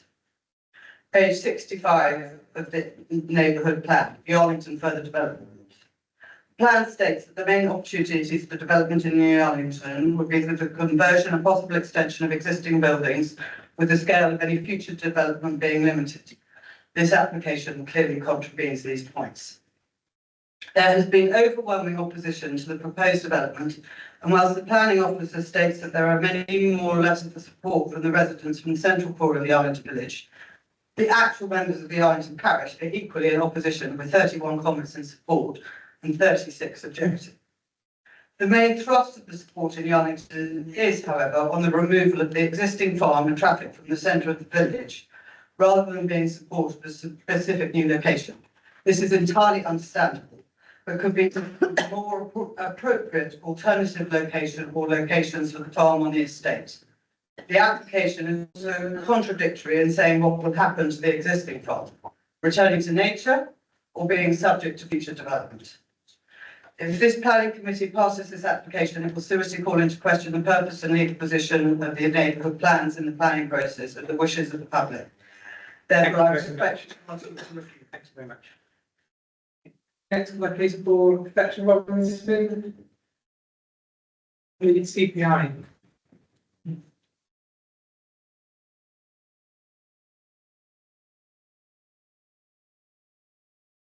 Thank you, Mr. Chairman.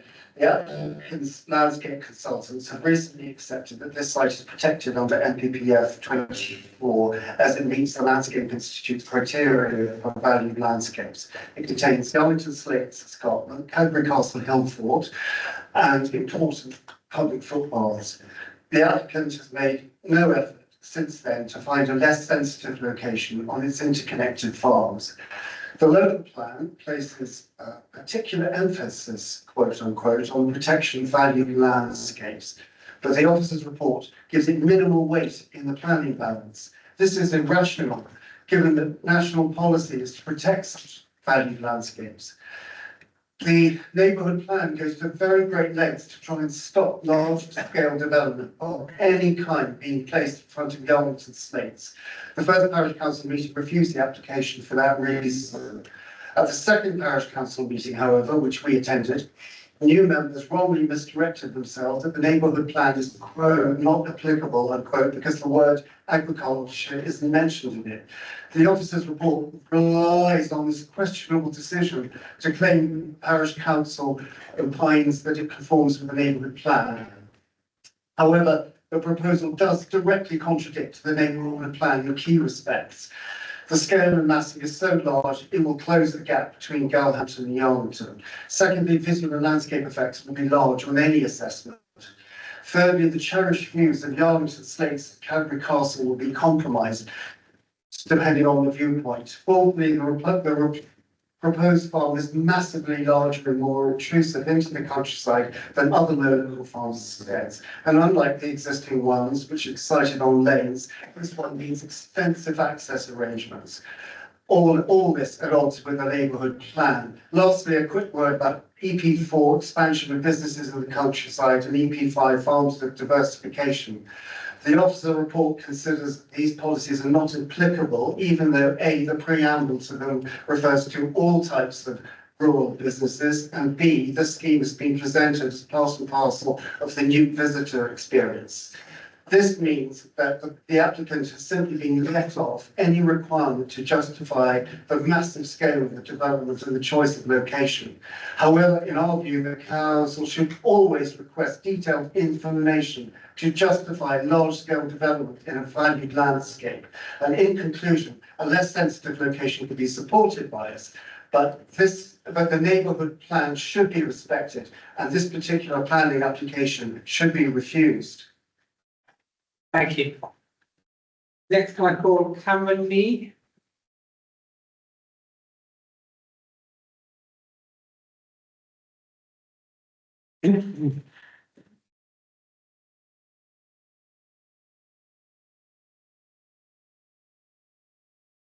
My name is Cameron Yee and I am the farm manager at Emily Estate. With my team of 12 full-time members of staff, we currently farm some 1,800 acres. The team is young, with the average age of 35 years old compared to the English average of 60 for farmers. But one thing we all share is a love of agriculture, the countryside, and the desire to produce the best quality Somerset food in a sustainable manner. Our cattle and buffalo graze outdoors as much as possible, only coming into the buildings when it's too wet to be outside in the winter, around 4 to 5 months. They graze at a low stocking density of 1.72 acres of grazing per cow or buffalo on the farm. This compared to the English average of 0.4 acres per cow for lowland grazing. The UK agricultural sector is in a dire situation, with the drive for low-cost food at the heart of this, and that can be seen so clearly across Somerset farms. Efficiency is key for farms to survive, and we are no different, spending excessive time and money tarmac farming on the roads. Our mixer wagon and tractor alone currently travels 21 miles a day, feeding cattle across our 4 farms on the main estate. The opportunity of a new yard, which centralises the housing of both our beef and buffalo herds and the storage of our forage, is key in improving the efficiency of our farming operations, whilst reducing the diesel burn and the tractors on the road. We will be able to utilise state-of-the-art robotic sleep feeders, slurry management systems, and cattle handling facilities to create an industry-leading farm for animals to thrive in. The location of the new yard is key, as it allows our milking herd of water buffalo grazing across our best pastures, whilst easily accessing the parlour twice a day. Forage and straw can be harvested from across the estate and brought to the yard and the internal roads, in addition to 3 members of the farming team living on the farm already within 400 metres of the proposed new yard to keep an eye on livestock, along with the utilisation of carbon cameras and electronic boluses. We have over 8 years of experience farming water buffalo within our business and have travelled across Europe visiting buffalo farms with rotary milking parlours, which has helped us in designing our new yard with animal welfare and ease of handling at the core of every decision. In relation to the comments of Roger Saul, to be clear, buffalo and cows are not going to be housed together in the new yard, instead having their own roundhouses with no crossover, only sharing the feeding robot and silage plants with no direct interaction between the animals. That said, this would not be a problem as we have seen buffalo and cows share a rotary parlour on a large scale in Canada, and our own farm in South Africa has both buffalo and cattle interacting with fence divides daily with no issues to animal welfare or staff safety. The proposed new yard is imperative for the future of our farming operation and the legacy it can leave for future farming generations. Thank you. Thank you very much. We move on to Rosie Lyon.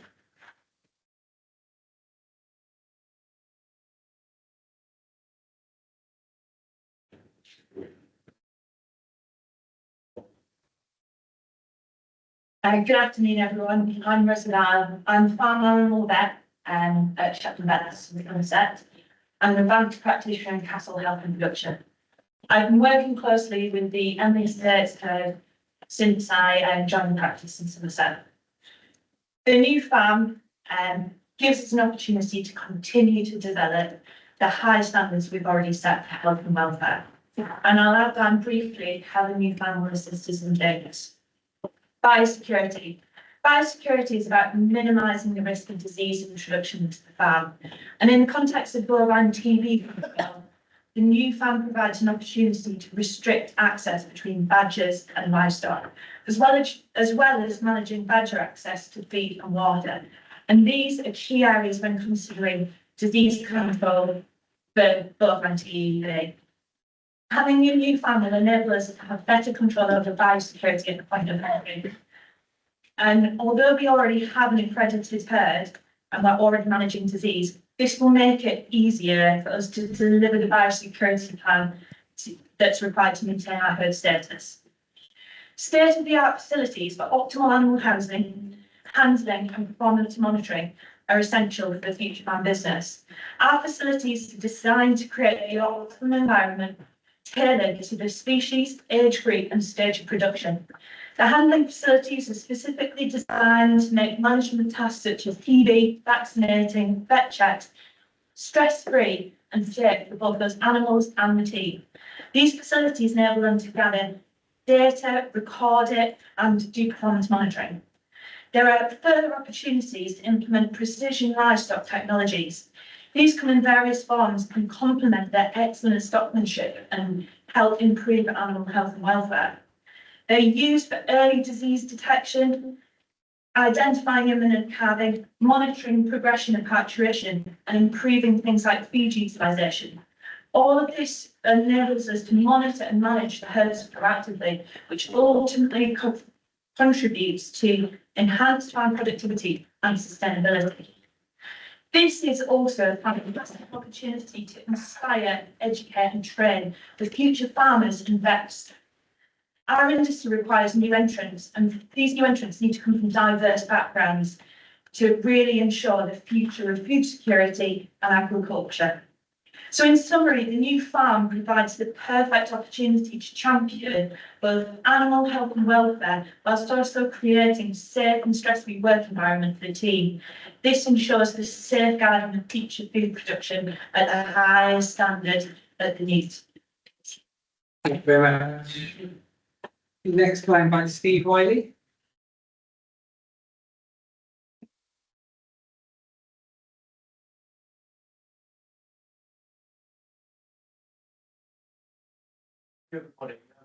I live on Pound Lane, so I'm a contiguous neighbour to Manor Farm, same postcode, and I support this application. It's important to understand that Pound Lane is the only trade access to the farm and the only direct public access from the village to the Slates Byway via the centre of the farmyard. I think that's been well explained already.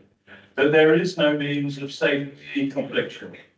Last year, on a normal weekday, I set up a camera which registered over 100 non-domestic traffic movements within a 24-hour period.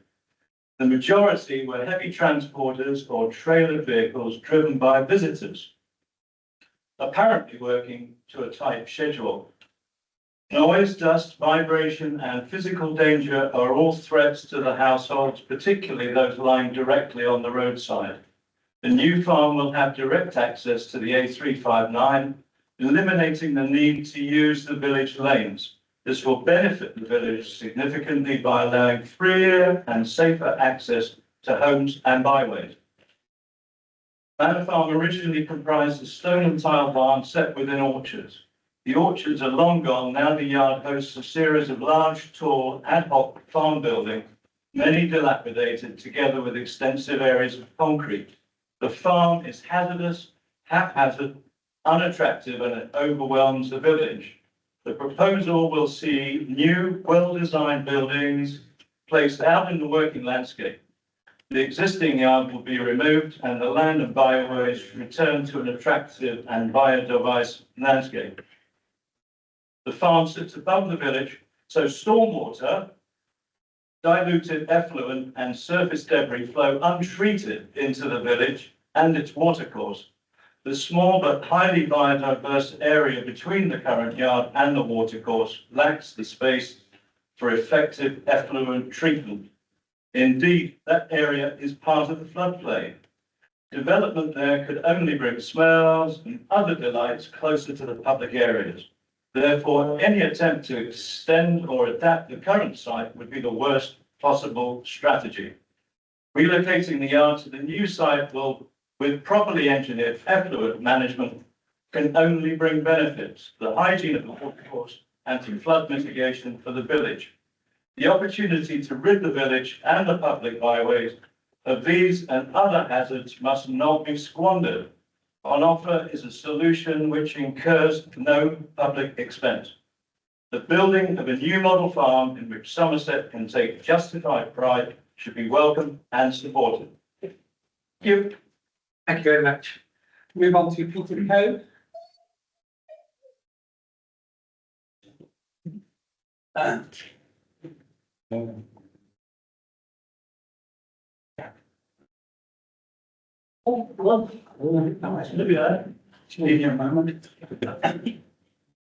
Mr. Chairman, councillors, and everybody else watching. My name's Peter Coe, and I live in Yarnington, and I live on Pattern Lane. And I agree with everything the previous speaker has just said. I gladly support this application and would like to focus on the potential wider impact of the new farm. The proposed model farm, designed and run to the highest modern standards, will bring benefits to the immediate locality, to Somerset as a whole, and to the region of the West Country. It will provide secure employment for a new generation of people. The farm will be visited by students, young farmers, established farmers, and food producers across the region, and from elsewhere, who will be able to learn and absorb new methods and practices which they will be able to apply and increase the efficiency of their own farms.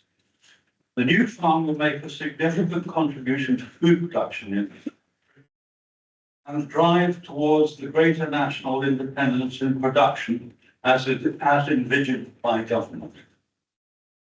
Every endeavour the new Emily Estate has initiated has been carried out to the highest standards. Its buildings have been exemplary. Wherever possible, local tradesmen and local materials have been used by the estate, which has boosted local and Somerset-wide employment. That will again be the case here. More local people will be employed to build the farm, and more local people will be employed to run it. This is an opportunity to do something special. If this application is approved and carried through, Somerset will be in the forefront of responsible modern farming. Thank you. Thank you very much.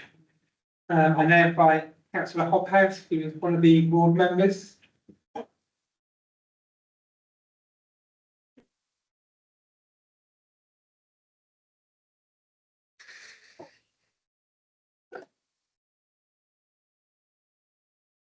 Thank you, Mr. Chairman. There are two things I wish to say. Personally, I wouldn't be allowed to sit on your committee. I have received a present from Coast Becker, and that means that I have a financial interest. The second thing I wish to say, and I want to thank Simon, because I did promise the Blackgate that I would do my very best to bring it in front of this committee, and it's now here. I wish to make the point, having been on a planning committee for 17 years, that this is the biggest planning game I have ever seen. And the removal of the farm to Yarlington is absolutely vital to the people who live on Cram Lane. They have suffered years with Onion and some of the gentlemen running down Cram Lane to such an extent that it had from the tarmac of the lane. This has now been rectified by the new, and it makes a very much better scheme for people who live on Cram Lane. Thank you, Mr. Chairman. Thank you very much. Next, we move on to the applicant and agent, who I believe are going to share their 3 minutes. I'm not going to tie you both to a minute and a half. I will cut you off at 3 minutes. So whoever's going second can blame the first person if they overrun their minute and a half. So I now invite Martin Howardine and Paul Rawson. Thank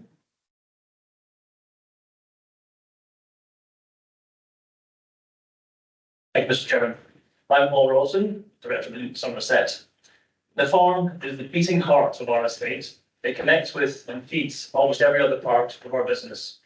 The farming landscape and the wonderful produce that Cameron brings from it are key to what makes the Newt such an engaging experience. The British whites that graze the pastures around the garden, the cuts of meat that the butchers trim, the nourishing food that reaches your plate at one of our restaurants or in your home. The whole place is alive and vital precisely because of the farm. We're very fortunate to have been able to create a truly world-class experience at the Newt with its award-winning hotel and visitor experiences. So why should we not also provide the same excellence within our farming operation to create industry-leading facilities for the benefit of our animals' welfare, for our young farmers in terms of safety and efficiency, and for our customers by creating the highest quality produce? As a business, we aim to inspire and to innovate. And we'll be so proud to share this new farm with our neighbours, with our fellow farmers, and with our customers. I'm Martin Howardine. I'm a chartered town planner. This application follows pre-application engagement with the local community and council over the last few years, and the principle of development was supported by officers in June 2023, some 2 years ago. All requirements identified in the pre-application advice have been addressed. During the course of the planning application, further amendments have been provided to address matters raised by consultees. Having assessed the development against the development plan and the NPPF and taken into account all consultee responses, your officers recommend this application for approval. North Cadbury and Yarlington Parish Council support this application. Emily Estate need this replacement farm to secure the future of their farming operation and will deliver a series of benefits. As set out in the officer report, matters raised by objectors are all addressed.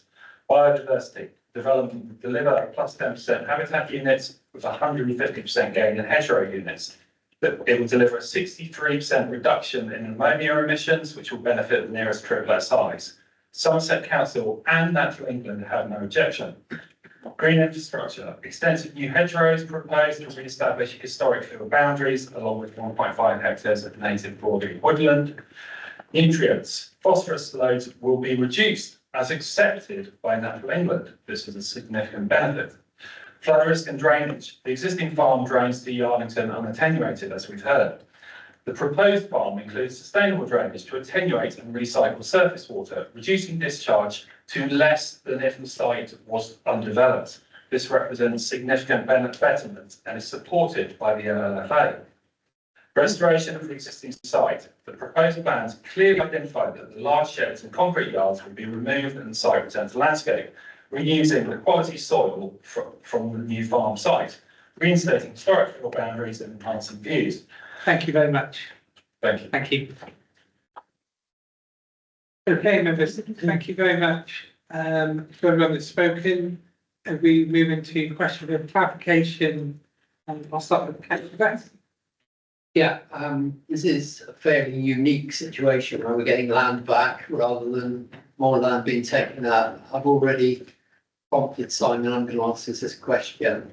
But for clarification, could you give the size of the land that is being taken for the new development against what's being returned in Greenland? So taken 22,813 square metres, put back 11,847. Thank you. Further questions or points for clarification? Councillor Osborne? Yes, it's just a point of clarification or question relating to the local plan. Sorry, not the local plan, the neighbourhood plan, which is very up to date. It was done in 2022, so it's actually quite nice to be dealing with an in-date local plan and not having to worry about 5-year housing supply. So this really is unique.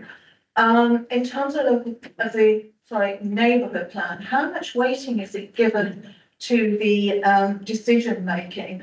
Because one of the things I noticed, I actually listened to a video which had been prepared by the neighbourhood plan team at around the time of the referendum, when they were getting people to go out and vote, and this was obviously a very quick way of explaining it.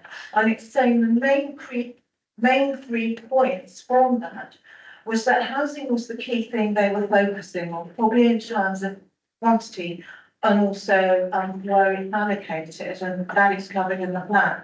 It's also very clear that it is there to support local businesses because it wants to see jobs created and secure jobs for people who live in the locality. And at the same time, it's also looking to secure landscape and also protecting those valued landscapes. So in terms of that, how do we arrive at the balance? Because it seems almost to me, reading some of the report and also, I guess, listening to that particular video, which was the neighbourhood plans team's own interpretation of their own neighbourhood plan. And just for the record, 44% of residents turned out to vote in that referendum, delivering about an 80% yes, and against a national average of a 32%.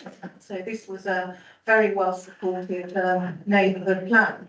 So how do you allocate balance? And is it possible we could see the neighbourhood plan almost inadvertently in conflict with itself, because it's saying on the one hand, it supports the housing, that was the core thing why it was done in the first place, but it supports local businesses, all local businesses. And this has been commented before, this is an agricultural area, it is a working agricultural area, you are going to see farms within it. And agriculture isn't really mentioned in that. It's actually quite silent on it, but it is very vocal on landscape. So how is that assessed, and what are the weightings that we're meant to give to it?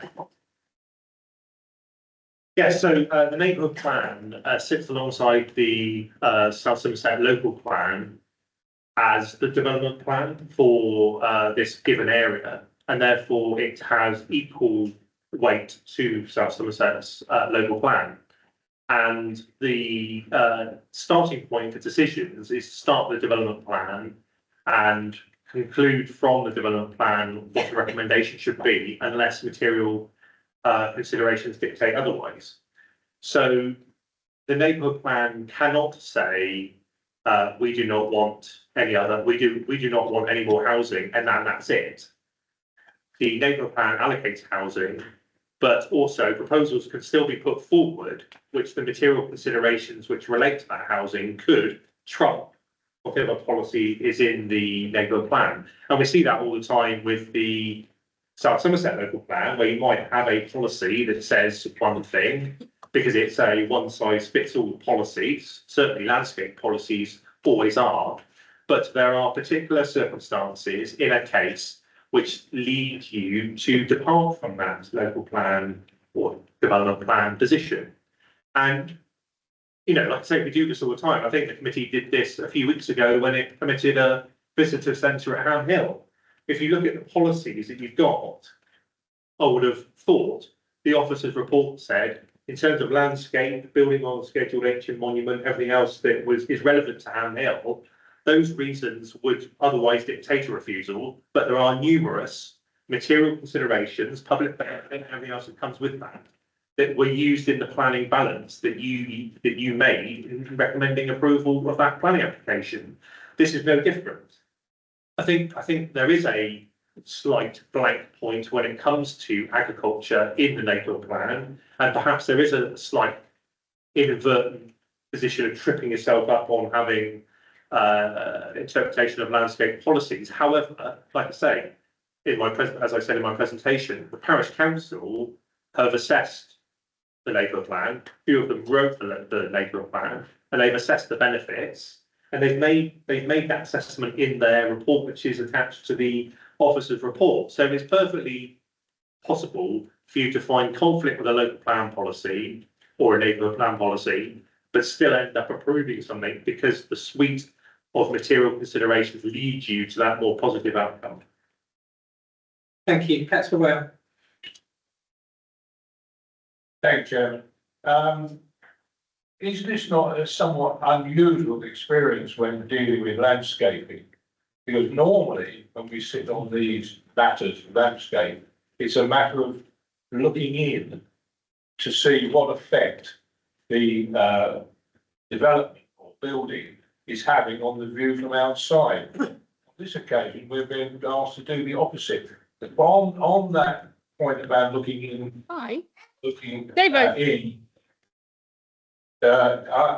can you give any indication of how these new buildings would appear looking in from the surrounding areas?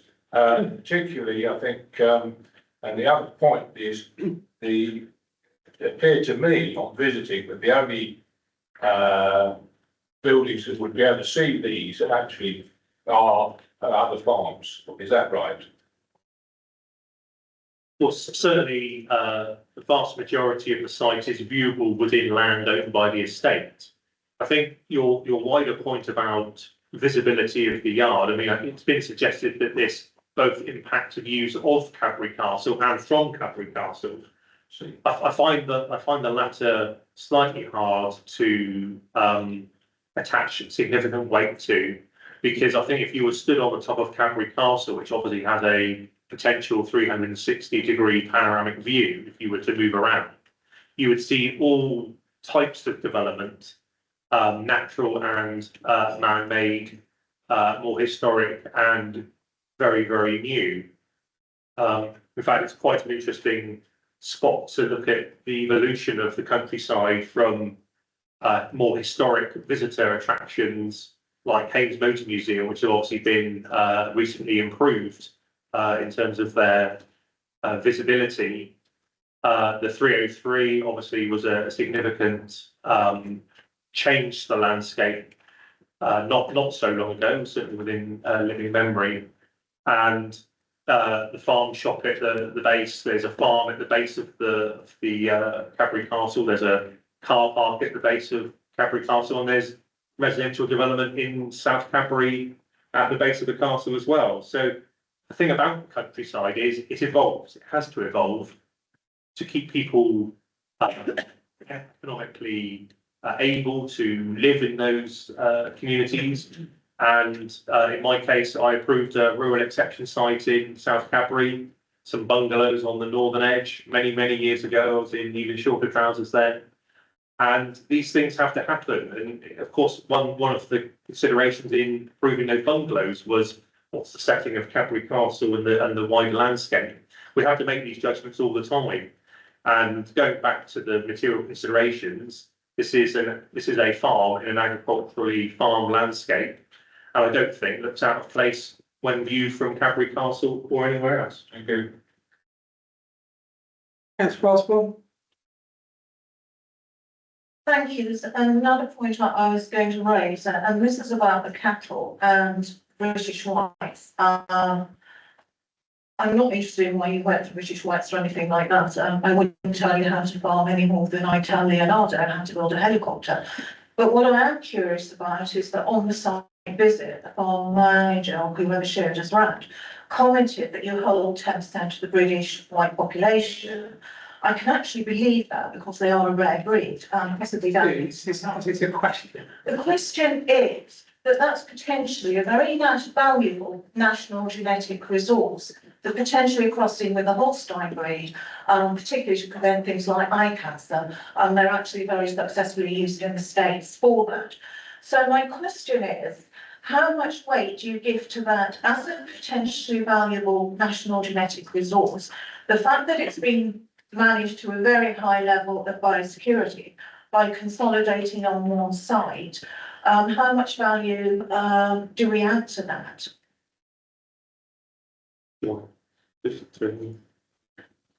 So material considerations are for the decision maker to apply what weight they feel is reasonable to each of those things.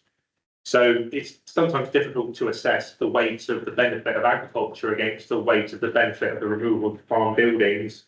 And if you're introducing another benefit, another facet of this proposal, that there are a rare breed involved, then that's, I think, for you to attribute the weight that you think it should place in your decision when you put your hand up one way or the other, as to whether it's something that you want to give weight to. I think my own view is it wouldn't be something that you give great weight to, but it's something you can attribute weight to. And without getting into sort of the nuances of what weight, moderate weight, slight weight, great weight, and overriding weight, I'd have to leave that to you. I haven't proposed it as a material consideration in this case. I suppose it's for debate as to whether the farm further enables the consolidation of that population, or whether that population would move somewhere else if this farm didn't happen. I think it's a tricky one, but I think it's one for you as an individual decision maker, putting your hand up at wherever you go to say whether you think that's an overriding factor in your decision or not, when set aside and alongside the other benefits that have been highlighted for you. That's right. Did I hear this correctly that since grade 1 farmland, that is going to be removed, so it's a net loss, a significant net loss of grade 1 farmland? Yeah, and it's something that was taken into consideration on lots of other planning applications. How, you can't build solar farmland. How can they build this monstrosity here now? Well, I don't think it's a monstrosity. The main point here is that it's a farm, and therefore to derive the benefits of having grade 1 land around it, you need some buildings. So the option is you go to put the buildings on land of a lesser grade. Where's that? That's going to be off this holding, which means that the benefits in preserving that bit of grade 1 land is offset by, I think Mr. Nee referred to it as farming on tarmac. You'd be driving around from your farm, which is on less grade land, to the land that you actually want to maximise production from. So in my report, I've made the simple point that these are farm buildings to utilise and make the most of the grade 1 land that is there. By choking off agriculture in this area, you're not using the grade 1 land to its benefit anyway, because there'll be no farm there to use it. You might get a few ponies grazing on it. It'll be sold off and fragmented to hobbyists, and therefore you're not making use of it anyway. If you don't use grade 1 land for farming, what else are you meant to use it for? If that means you have to give up a bit for buildings, then you have to give up a bit for buildings. That's the argument that's been made in this report. The building can't be moved to brownfield land at Cadbury Business Park or the edge of the Kerry. And this, as I've set out in my presentation, and has been said in the people speaking in support, this sits within the agriculturally verdant grazing land of this farm. So why not locate it in the middle of it? But for you it's, you know, as I was advising Councillor Osborne, it's for you to attribute what weights you think should be given to the use of grade one land.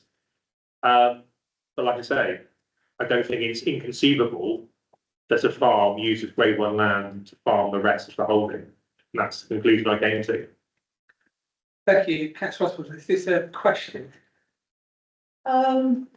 Yes, it is, councillor Baker. I was just going to ask, is there a map available showing, over the holding, there's 1,800 acres there?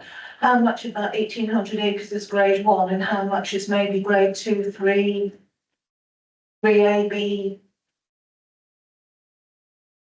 There's no such plan. The application makes no secret of the fact that the application site is grade one land. But do you know, or has the applicant ever stated to you how much of the overall holding of that land block, that central land block, is actually grade one? So we get an idea of that. Yes, it sounds a lot, 5 to 6 acres being taken out for the farmstead, but how much is actually left? And also to trade off against the benefits of having your building central to your land holding. No alternative sites have been assessed in terms of their soil grading because the proposed site was seen as acceptable and therefore was not necessary to assess the grading of the rest of the holding to see if a area of lesser agricultural land grading could be used instead. I think Councillor Ashton used the phrase significant. Again, it's one of those words that can be loaded. Significant to one person is not so significant to another. This isn't a housing estate on the edge of Castle Perry. It is a farm and a farm landscape. Yes, Steve. Just to stop us chasing on the mention for your rabbits, I'll ask the question. 2 questions. One, does the National Planning Policy Framework prevent you building on taking up the best and most versatile land? And if not, what does paragraph 187 part B actually say? One of those questions councillors ask when they've got the paragraph in front of them and they know full well they just want to test me. So I may bounce that one back to you. But in terms of best and most versatile land, I mean, I was sat here in October proposing a scheme to you of nearly 900 homes on the edge of Yeovil, which comprised part grade one agricultural land next to a site that had been allowed on appeal on part grade one agricultural land. So there is no rule that mandates local planning authorities to refuse each and every planning application, despite all their benefits, just on the basis it's on best and most versatile land. It's worth saying this: the extent of land used here doesn't, I think, even feature or trigger requirement to consult Natural England on the loss of best and most versatile land, which is excessively more land. And therefore it's a matter of judgment as to whether, as was the case in the housing development that I referred to, the benefits outweigh that negative, if it's perceived as a negative. With regard to paragraph 187, I mean, you may as well tell us. I was just going to say, I think it's a bit unfair for Simon to smell that time the slight in memory, but Pete's got it. You enlighten us. If you do want to read it, then please feel free. It refers to planning decisions should contribute to and enhance the natural and local environment by recognising the intrinsic character and beauty of the countryside and the wider benefits from natural capital and ecosystem services, including the economic and other benefits of the best and most versatile agricultural land and of trees and woodland. Yeah, thank you. If there are no further questions or points of clarification, I'm happy to move us into the debate. Who would like to start on? Councillor Kelly. Thank you, Chair. I think the question for me comes down to we're often talking about what is demonstrable harm and what isn't. So I look at this and I think that actually, in terms of the heritage take, and there is actual demonstrable harm here. However, I also think there's probably demonstrable improvement as well. So I think this is a quite difficult one. Yeah, I think I'm going to listen to the rest of the debate, and I'm still unclear how I'm going to vote on this one. Thank you, Chair. Thank you, councillor Osborne. Thank you, Chairman. I think I would agree with councillor Turley. This is quite a difficult one because we're having to trade off between valued landscapes plus the benefit to an agricultural business. And there's actually quite a lot of benefit to reciting the farm buildings. You'll never get it totally right. But the whole idea of having a central set of buildings in the middle of a grazing block, quite honestly, in my farming days, I would have killed for that. Because the options it opens up for you in terms of managing your herd easily and efficiently is large. It gives you far more options than if you're restricted by roads, tracks in terms of what fields you can use and when. It's also worth noting that the beef and the milk from these animals are actually used within the business itself. So it's actually integrated. So the meat is used by the applicant, as is the milk. The feedstuffs for them are going to come presumably from the agricultural outputs, from the grains they produce. The straw, because they are being loose yarded, will come again from that, as will the silage that will come from some of the grass, whether that is permanent pasture or not.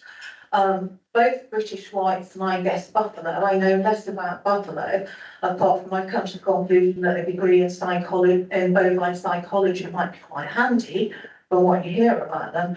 But in terms of British whites, which are a native breed, they're actually designed to live off grass and mature much slower, which is probably why they fell out of favour.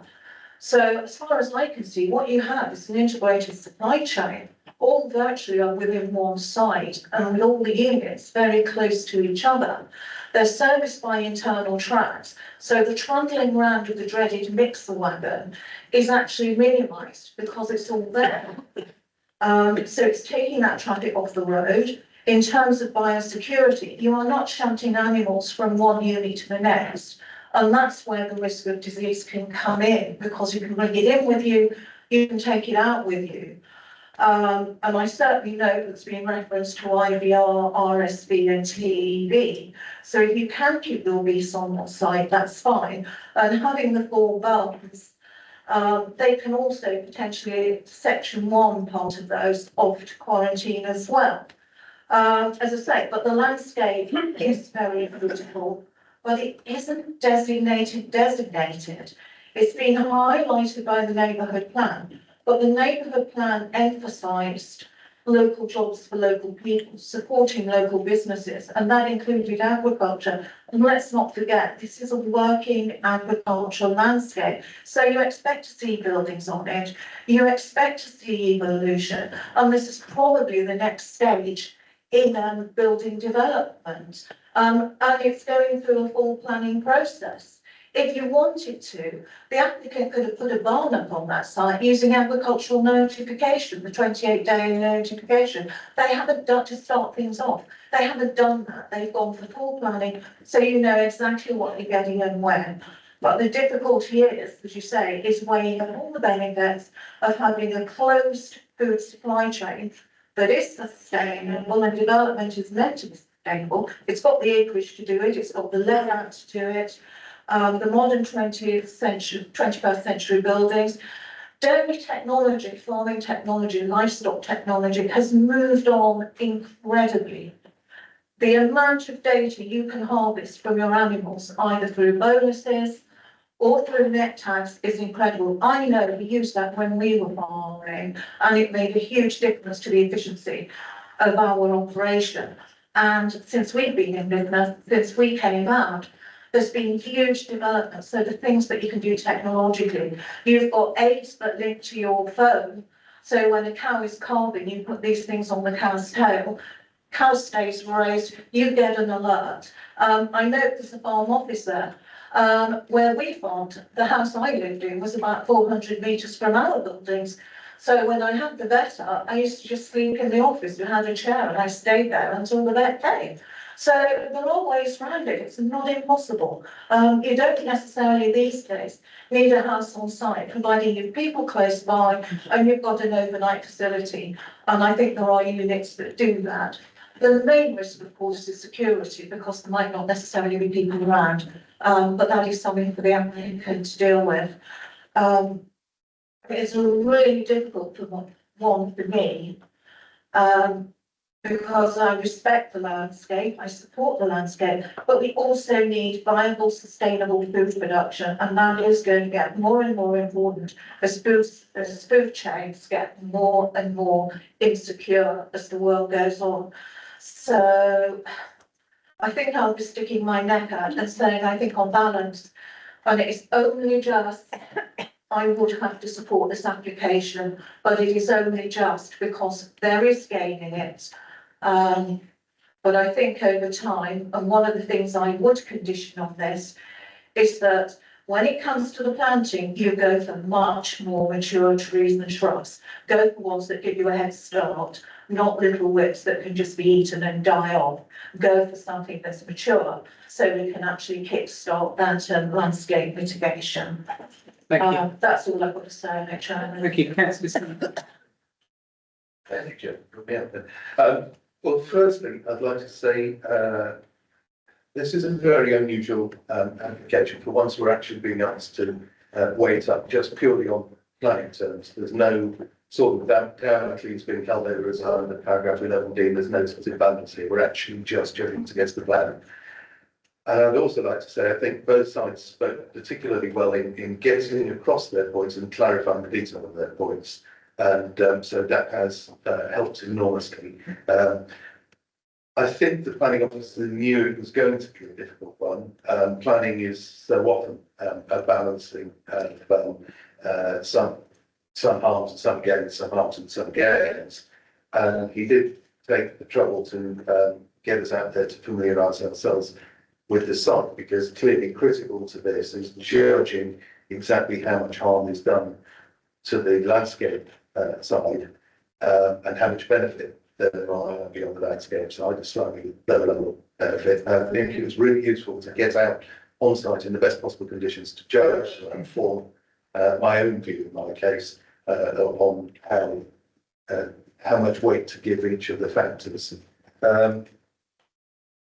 So after considering the pros and cons, I have to say, I think I'll recognise there is a limited amount of damage being done to views of the landscape, or very, very valuable landscape.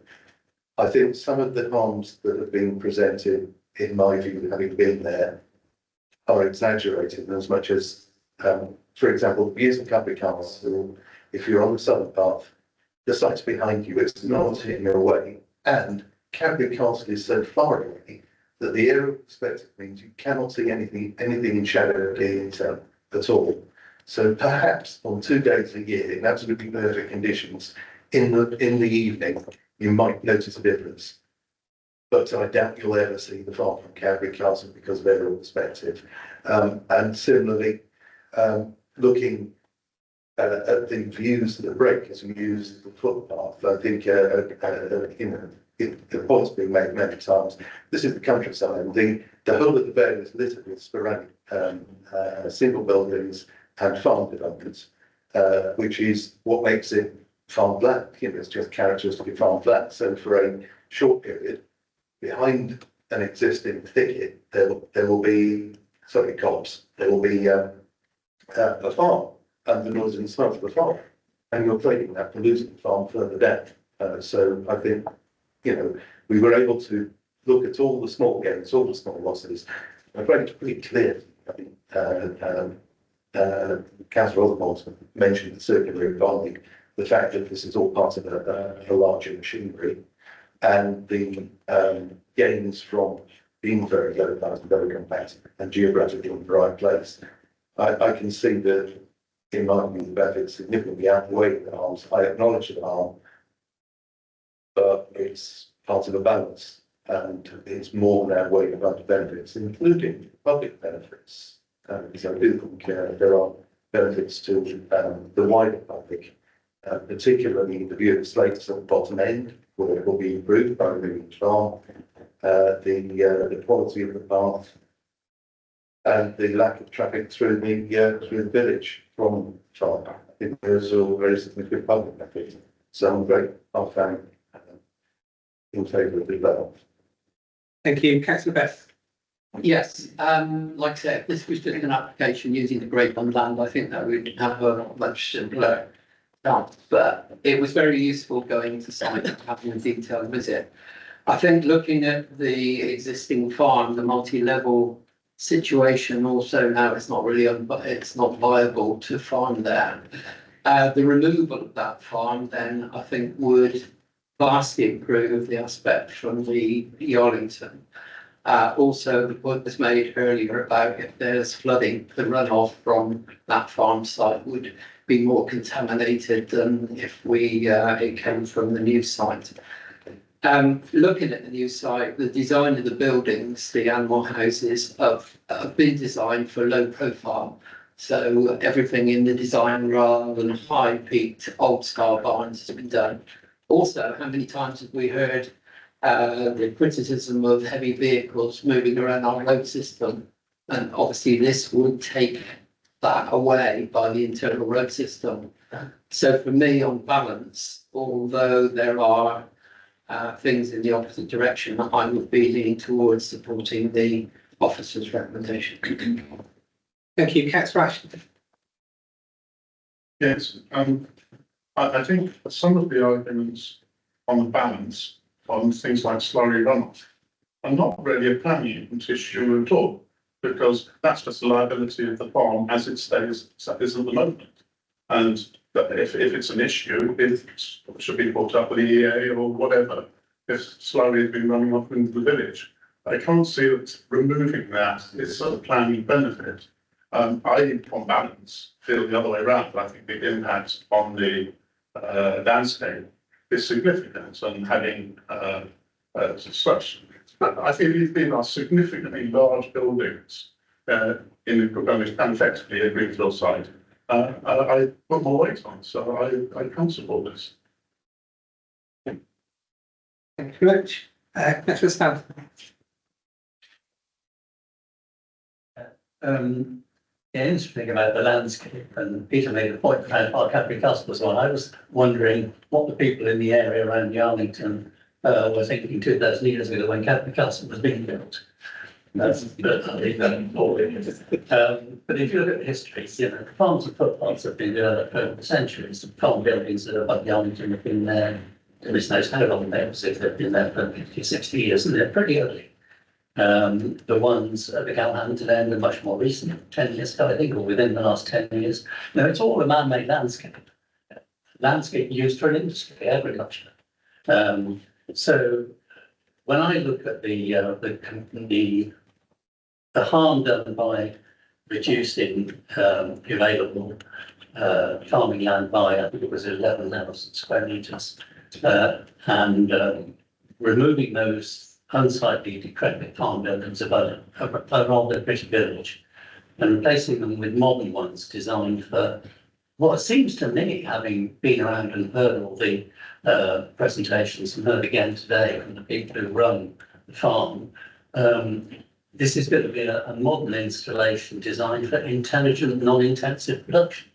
And what's doing a lot of harm in farming is intensive production. This is non-intensive, using a quite unusual and carefully chosen breed of cattle, which actually take longer to develop. So it seems to me if the people running this farm think that the conversion of this amount of Grade 1 agricultural land in this way to buildings at the heart of their food production is economically sensible and going to work, then we should back that judgment. And they seem pretty sure about it. And it's nice to hear that it's a younger bunch of people that are taking this forward as well. Are the rural views significantly damaged? Having walked round, I didn't think so. I mean, the thing that struck me actually was that there are too many footpaths. And if one of those two footpaths weren't there, then one's view of the whole thing would be different. And the two footpaths that go from the same point to the other end point, you could take either route to walk around this side. Odd too, it wasn't mentioned in the presentations, but I see in the written objections, there's an objection on the grounds that agricultural tourism is a bad thing. That seems a bizarre point of view to me. If the youth can bring children in to see how farming is done, where their food comes from, and adults too, and just get people to understand better how intelligent modern farming is done, that seems to be an entirely good thing. So I'm pretty clear I'm going to support this and would be happy to propose it at the appropriate moment. Thank you, Councillor Ware. Actually, I don't want to repeat what people who are supporting, apparently supporting this application have said. I think my main thing by going on the site visit is I was struck by the fact this is a working landscape. This is farmland. There is 1, 2 farms in view.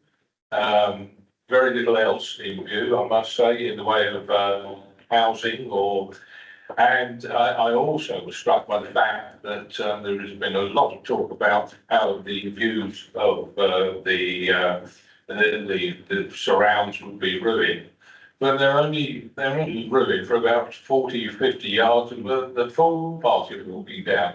Because as soon as you clear the part of this site, you can see the same view from a slightly different angle, and I found that quite instructive. So without any more ado, I would say I would support it. In fact, I would like to second it. Okay, Councillor Messenger. I'd just like to say, I've driven back from North Devon today, where my wife is down there on holiday. She's not going to forgive me. But because I know how passionate the landscape in that area is to the people in the surrounding areas. I come from an agricultural background, so I have some limited knowledge of farming practices. But I visited this site twice and looked around it. But before this site, going back a little bit before, I had a meeting with Paul Rawson and Ed White at Manor Farm, Castle Carey, which was another site that they were proposing to develop before this one. I explained to them that if standing on where we were on Manor Farm, that if you look west, there must be 40 farms sat down in that valley, and you pick them out and show me where they are, and you wouldn't be able to do it. I said, if you're travelling from west to east, you're coming from Lovington way back towards Castle Carey, and you look up, you can see the harm that's been done to the lay of the land, which is now Avalon Farm.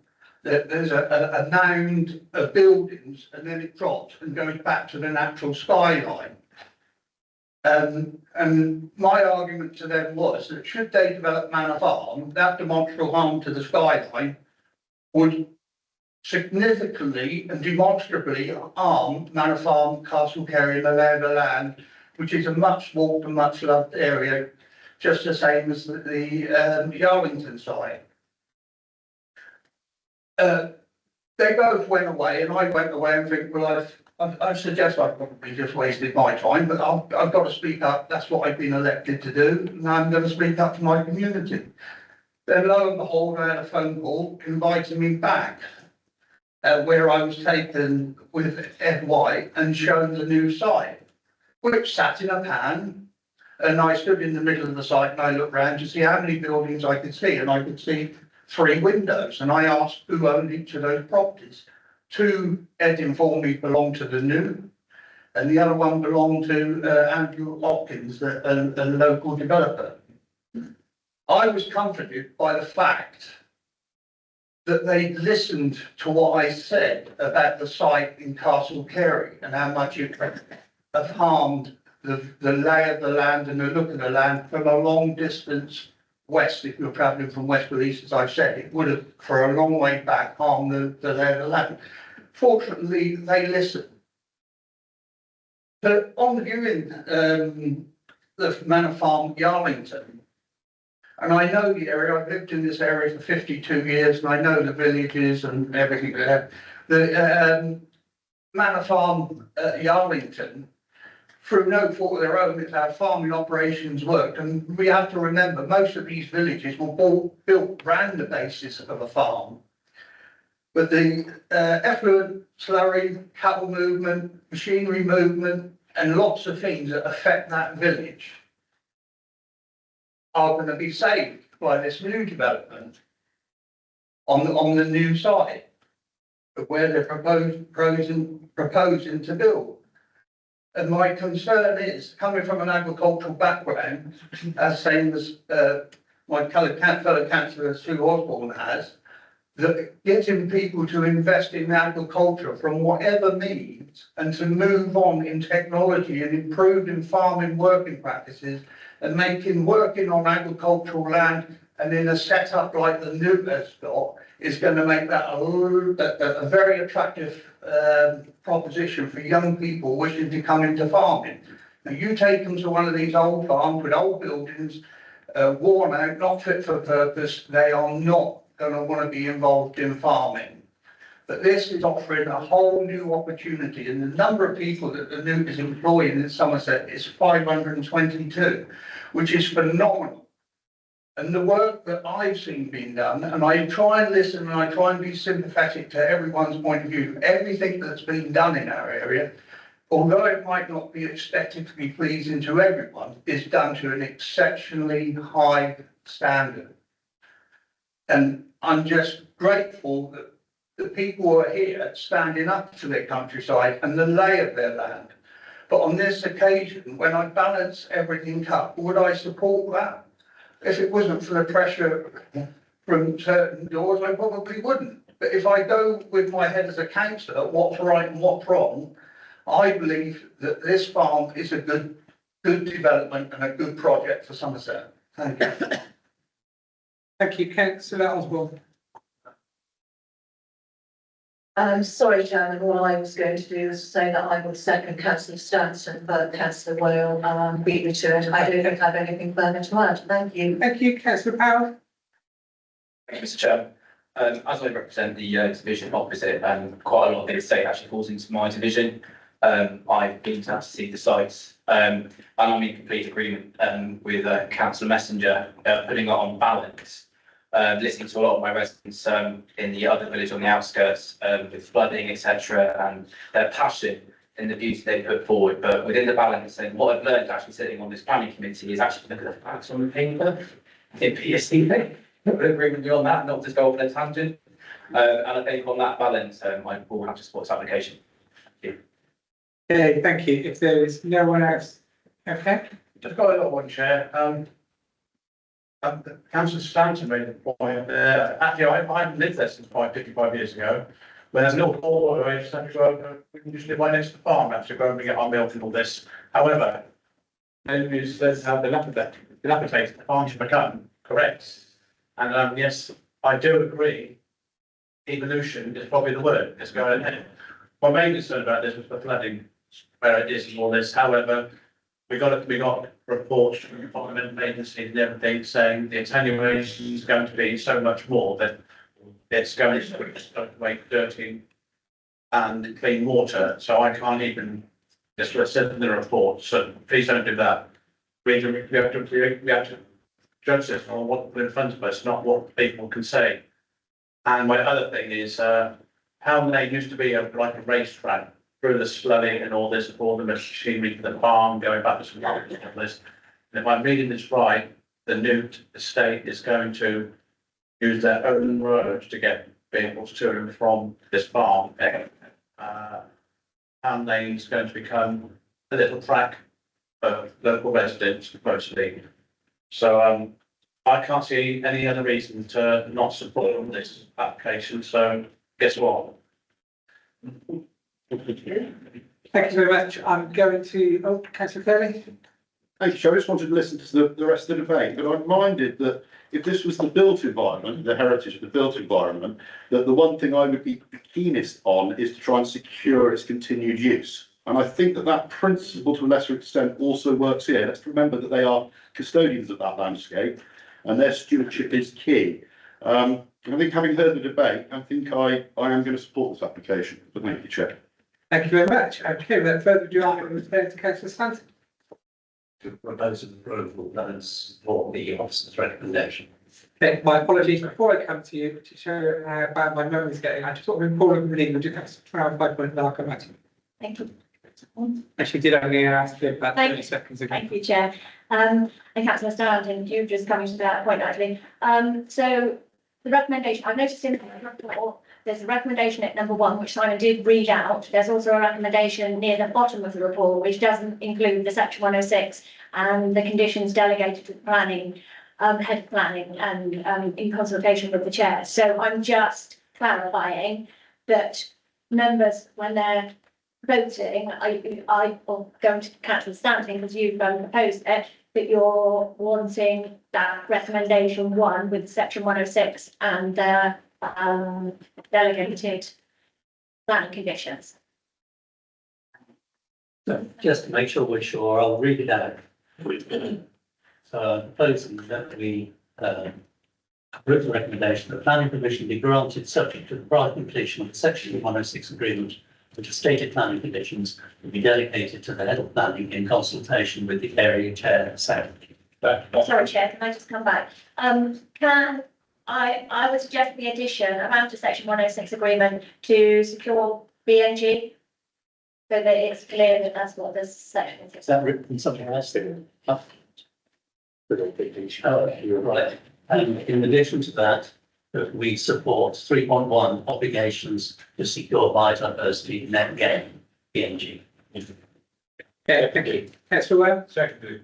Okay, thank you very much. So that has been proposed by Councillor Stanton and seconded by Councillor Ware. Can I have a show of hands for all of those in favour of that proposal?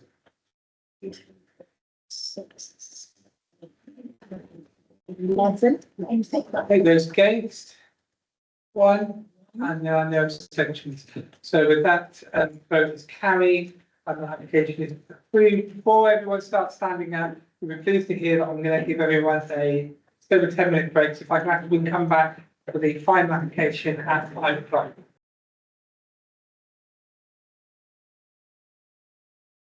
Okay, thank you very much for this.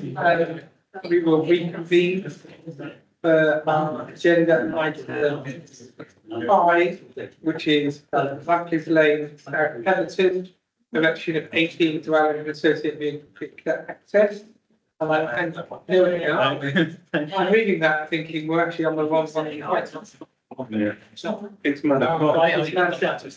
right, we'll start that one again. We are talking about agenda item 7, that's the first thing that we're on. And we are going to Landing Manor Farm, Pitches Lanes from the Local South Pemberton. I'll hand you over to Stan, who's going to deliver the report. Thank you, Chair. So this is application for the conversion of agricultural farms into 5 lanes at Manor Farm, which is a site within the ownership of Somerset Council, hence the referral to you here today. The parish council have submitted the application, so they're what wiser. So Manor Farm House is a grade 2 listed dwelling, and the buildings are considered to be Kurdish listed given their age. As such, full and listed building set applications have been submitted. However, I only intend to do a single presentation, if that's okay.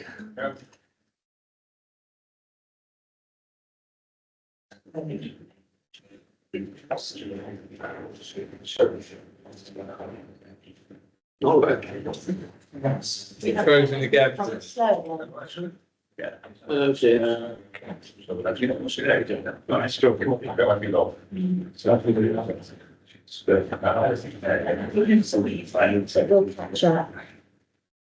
day. That's all we know. Okay, so just a quick update, alteration to the floor. Members should note that in paragraph 3.1 of the report, it's now been altered as per the slide, and a legal agreement will be required prior to termination of the application. Essentially, previously, the view was that the council could not enter into a legal agreement itself. However, we had some guidance which resulted this, and therefore we will need to enter into a planning obligation, which is referred to as a deed poll, which will be a reinforcement and granting condition. Okay, so The recommendations for the application shall be amended to read that the application be approved subject to the stated planning conditions and the prior completion of an appropriate deed securing obligations required to meet neutrality measures for the review of following reasons. And condition 21 is proposed to be updated to read the following, just reinforce the agreement.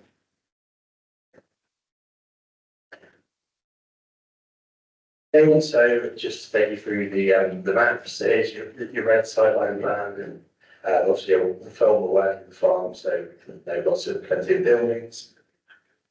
And again, zoomed out, note the relationship with Lopeland to the Northeast. And again, just some satellite imagery. The satellite images are the latest available on Google Earth, however, they're not an up-to-date picture of the site. Many buildings have been removed since the termination of the farm. And again, just a zoomed out version. Showing the location. Okay, so just a map to show that Manor Farm is a grade 2 listed building, and there is a public plan which does dissect the site.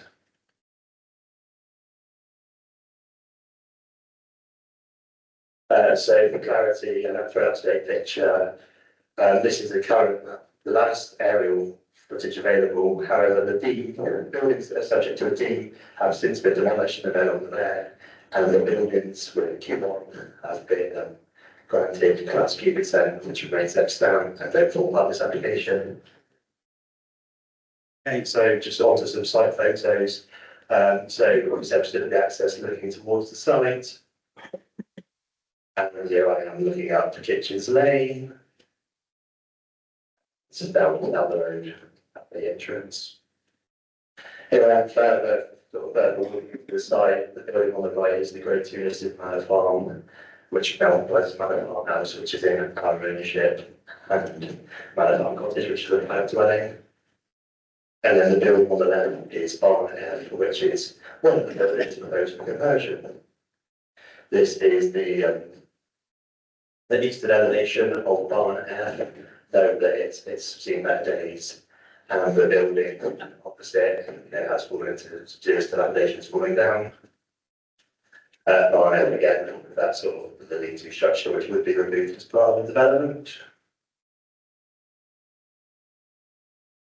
Okay, so continuing down the lane, knowing that this would be the access track for the 5 dwellings. So here I sort of stood outside the listed property looking back at the barns. So this is the other side of Barn F, which is proposed to be converted. And then this is sort of the main traditional natural stone historic barn, which is also proposed for conversion. Just another photo there. And then another photo, so that barn will be converted into 3 dwellings, two-story dwellings, and a single-story protrusion in that. There you can see.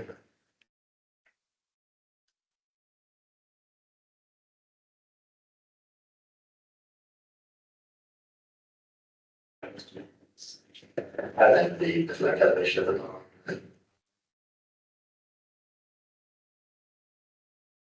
So here we have a sort of a fairly modern addition to the historic barns, which have been removed as part of development.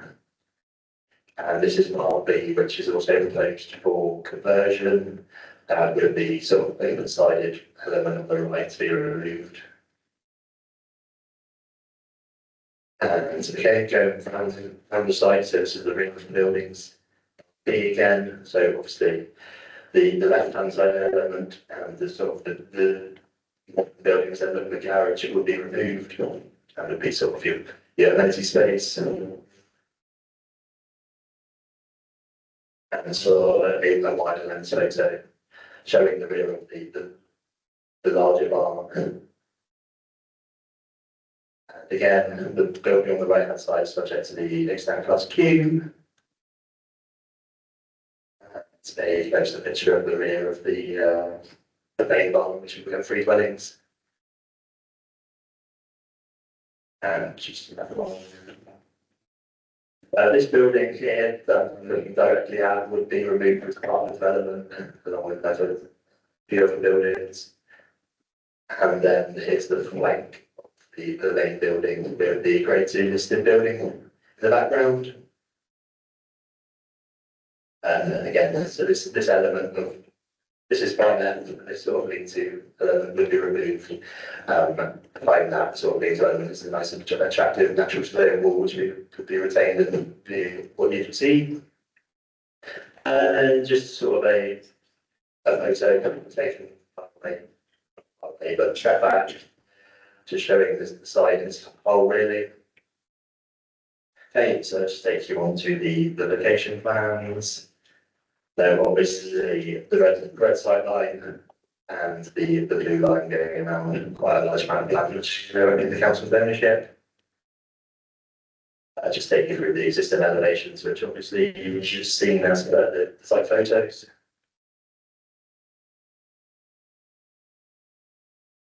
So onto the site, onto the proposed site plan.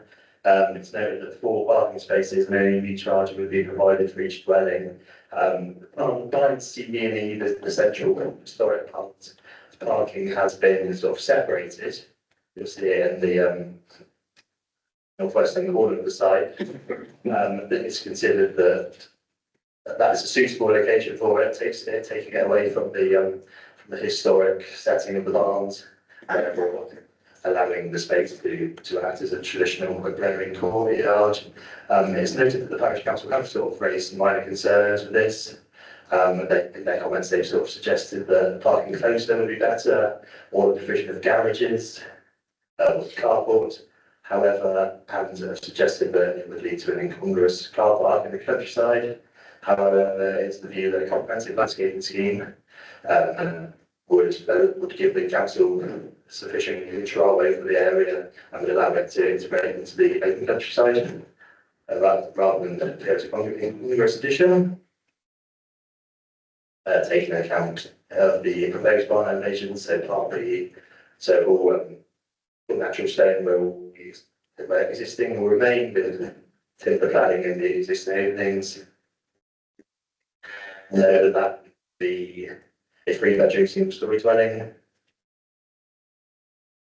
And on to farm L, which is also a single-storey dwelling as well with 4 bedrooms. The lean-to on the east and the flank's been removed. And then the larger, more traditional, the most traditional of the lot, the barn C, D and E. So that would provide, so that in a minute, but obviously all the openings are as per the existing openings, especially on the front elevation. There's no sort of new alterations proposed in the historic fabric. And then onto the floor plan. So you've got one 3-bed dwelling, 2-storey, one 4-bed dwelling, 2-storey, and then a single-storey 4-bedroom dwelling, which we're moving forward there. Okay, so the key considerations. So the application has been referred to you on the basis that the council are the applicant. There's been no formal objection from the parish council who have support, subject to a series of concerns which I feel have been alleviated. The proposal is considered to be acceptable in principle, as for the broadly sustainable location in open with access to services and the wide and viable reuse of historic barns, which as can be seen from the photos, have fallen into a dilapidated state and perhaps further investment would fairly degrade over time as they are no longer suitable for modern farming practices. Also, objections have been raised by the BCA, the British Council for Archaeology, and SPAB, the Society for the Protection of Ancient Buildings, on heritage grounds regarding a lack of detail. The Somerset Council Conservation Officer has been consulted and has raised no objection to support the scheme subject to a series of conditions securing further details, which is considered if it comes to the received objections.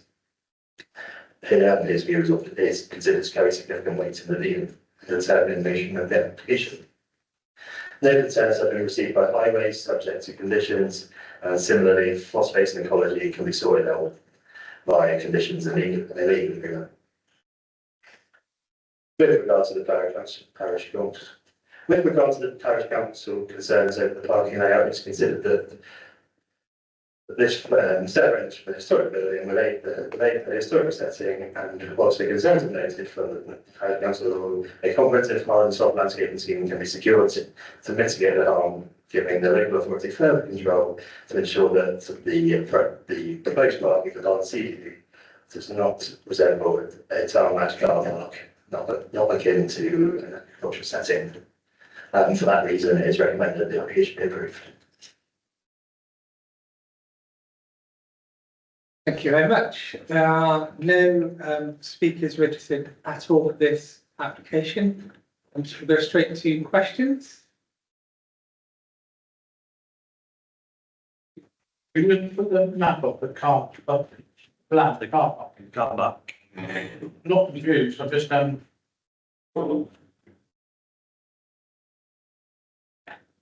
You've got the site plan with the parking, yeah? Yeah.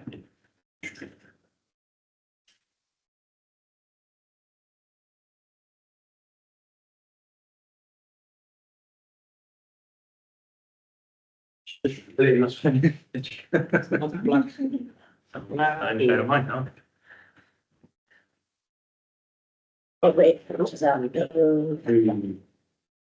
Right, make that bigger. I think it's one. are they gonna store anything, a car park, parking spaces? Or is it just those down the outside which are blank? The yellow that's here. That shows EV charging spaces.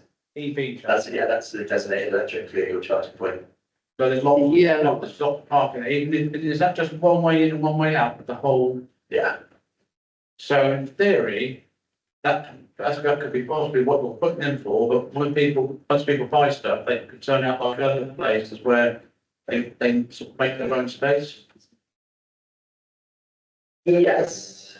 That's okay, obviously, as long as you understand, it's, I understand when people make these drawings, but through experience, you go to some of these developments and people have sort of, found a nook and cranny, they made an extra park, that's my parking space now, unofficially, but.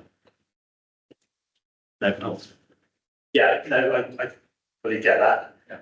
Obviously, we will sort of condition landscaping, parking solved, throughout the site, which hopefully will ensure that people do park in their parking spaces rather than within the courtyard element. Okay, Steve. I think you got very close to one of my questions, which is the odd arrangement of parking is to try and achieve no parking in front of the listed building and achieve the courtyard. But if you've got a courtyard, who's been on parking it? So it just seems to me a little daft to have these windows like that, because the setting have worked with it. But why no solar PV? You've got lots of south facing sloping roofs. This is not a development we intend to go ahead and do ourselves. The cost will be built into the price, but clearly there's a policy that we encourage it on our own, but that's why we're not doing it here. And can we condition landscaping off-site? If you're going to stick a car park at the edge of the farming yard, clearly you want to block external views of that and it would fall outside the red line. With regards to the solar, I would probably suggest that was sort of conservation driven, given the heritage impact. Obviously, I think you get good quality solar, especially on the rear elevations. So it would detract from the historic settings. So I imagine that's the sole reason for that. With the landscaping, obviously, I assume the site will be sold as a whole. We could condition, but as long as it's the ownership, I'm sure we could condition landscaping could be included around just beyond that red line. However, I'm not sure then. Thank you, so Chancellor, thanks, Stan, yeah, I'd agree with that, that could be conditions in the blue line, so. It's in the ocean, yeah. Yes, we can condition. Yes, best. Yeah, going back to these. It's very weird how they've been laid out. The actual charging spaces, how are they going to be allocated back to the dwellings? They're miles away. In other words, the dwelling's going to pay for the electricity, but how are you going to feed something that's right at the other end of the site? I know that.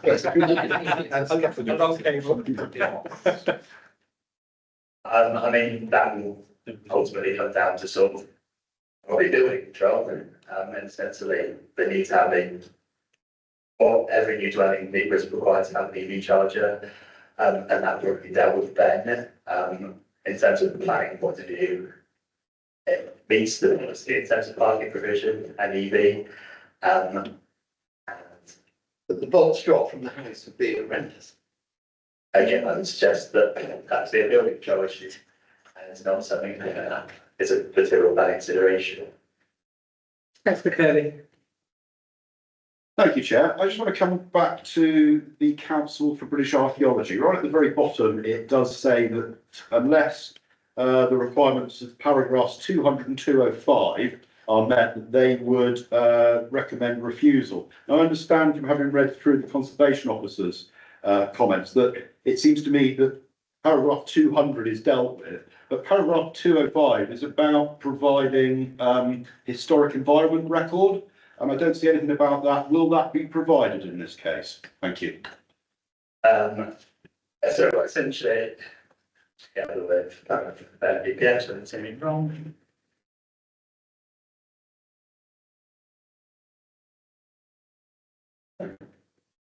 So yes, it's paragraph 205 states that the application should be basically accompanied by a statement of significance or a heritage statement, in which allows us to determine the impact of the development and the importance of the heritage asset.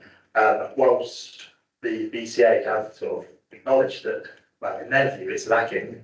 Obviously, our conservation officer has outlined support, so it's their always view that such elements have got been provided. I guess, Janice. If I could just come back there very quickly, Chair. Just at the very bottom, it says that particularly one of the values for this is for future archaeological and historic interest. So I'm just thinking, as it's our land, I just think this is something that perhaps we should be providing. And having looked through the Conservation Officer's comments, I just didn't see that 205 was addressed at all. Other than that, I'm more than happy to support this, but it's just a technical thing. I just wanted to try and understand. Thank you. In regards to archaeology, we have consulted the South West Heritage Trust, who are our main advisor, and they've essentially said that it's like the site recorded in the Somerset HER as being the likely centre of the medieval temple local estate dating back to at least 1312 AD. And therefore, for that reason, they have requested a condition which has been included, which requires the programme of works in accordance with a written scheme for investigation, which they need to submit prior to commencement of time. So essentially, any findings will be recorded to return that to HER. That's good. Thank you, Councillor Steve. Just clarify, I didn't think you were doing any particular groundworks here. I thought you were reusing the existing fabric of the building. So what would that condition achieve?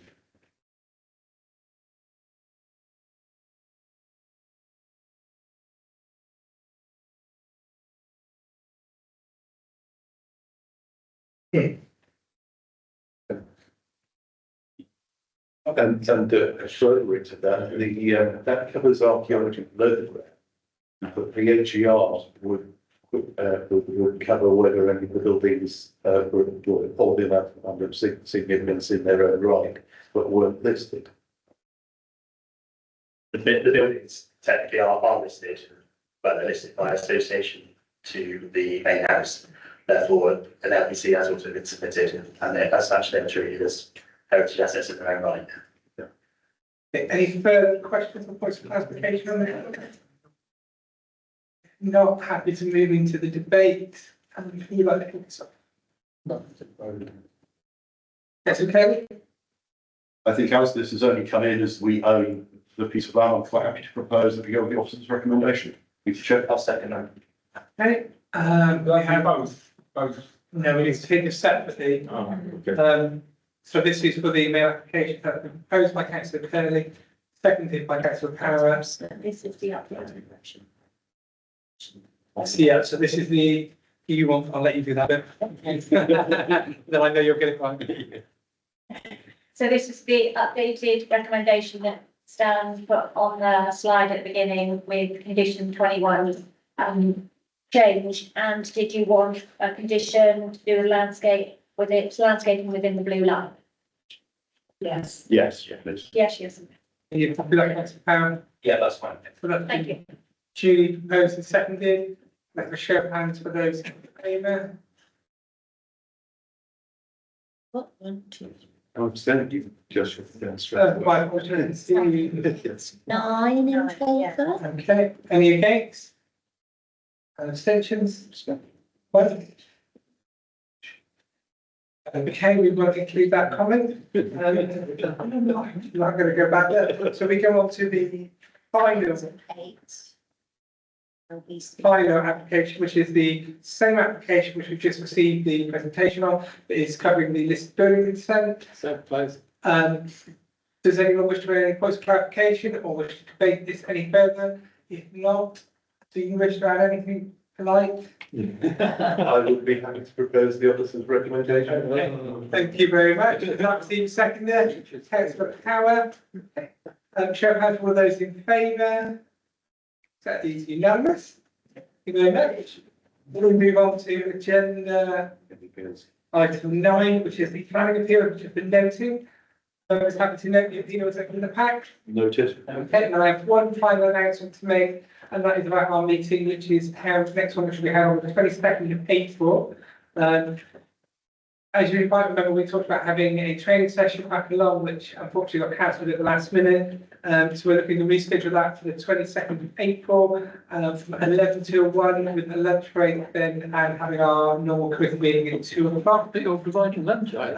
I believe the chairman of the council has just agreed to provide it. Which I'm sure we will gratefully receive. Steph will send out an invitation so that we've got that in our calendar and also to prompt those after. But thank you very much for your time and a really good event today. Thank you. Thank you. Thanks a lot.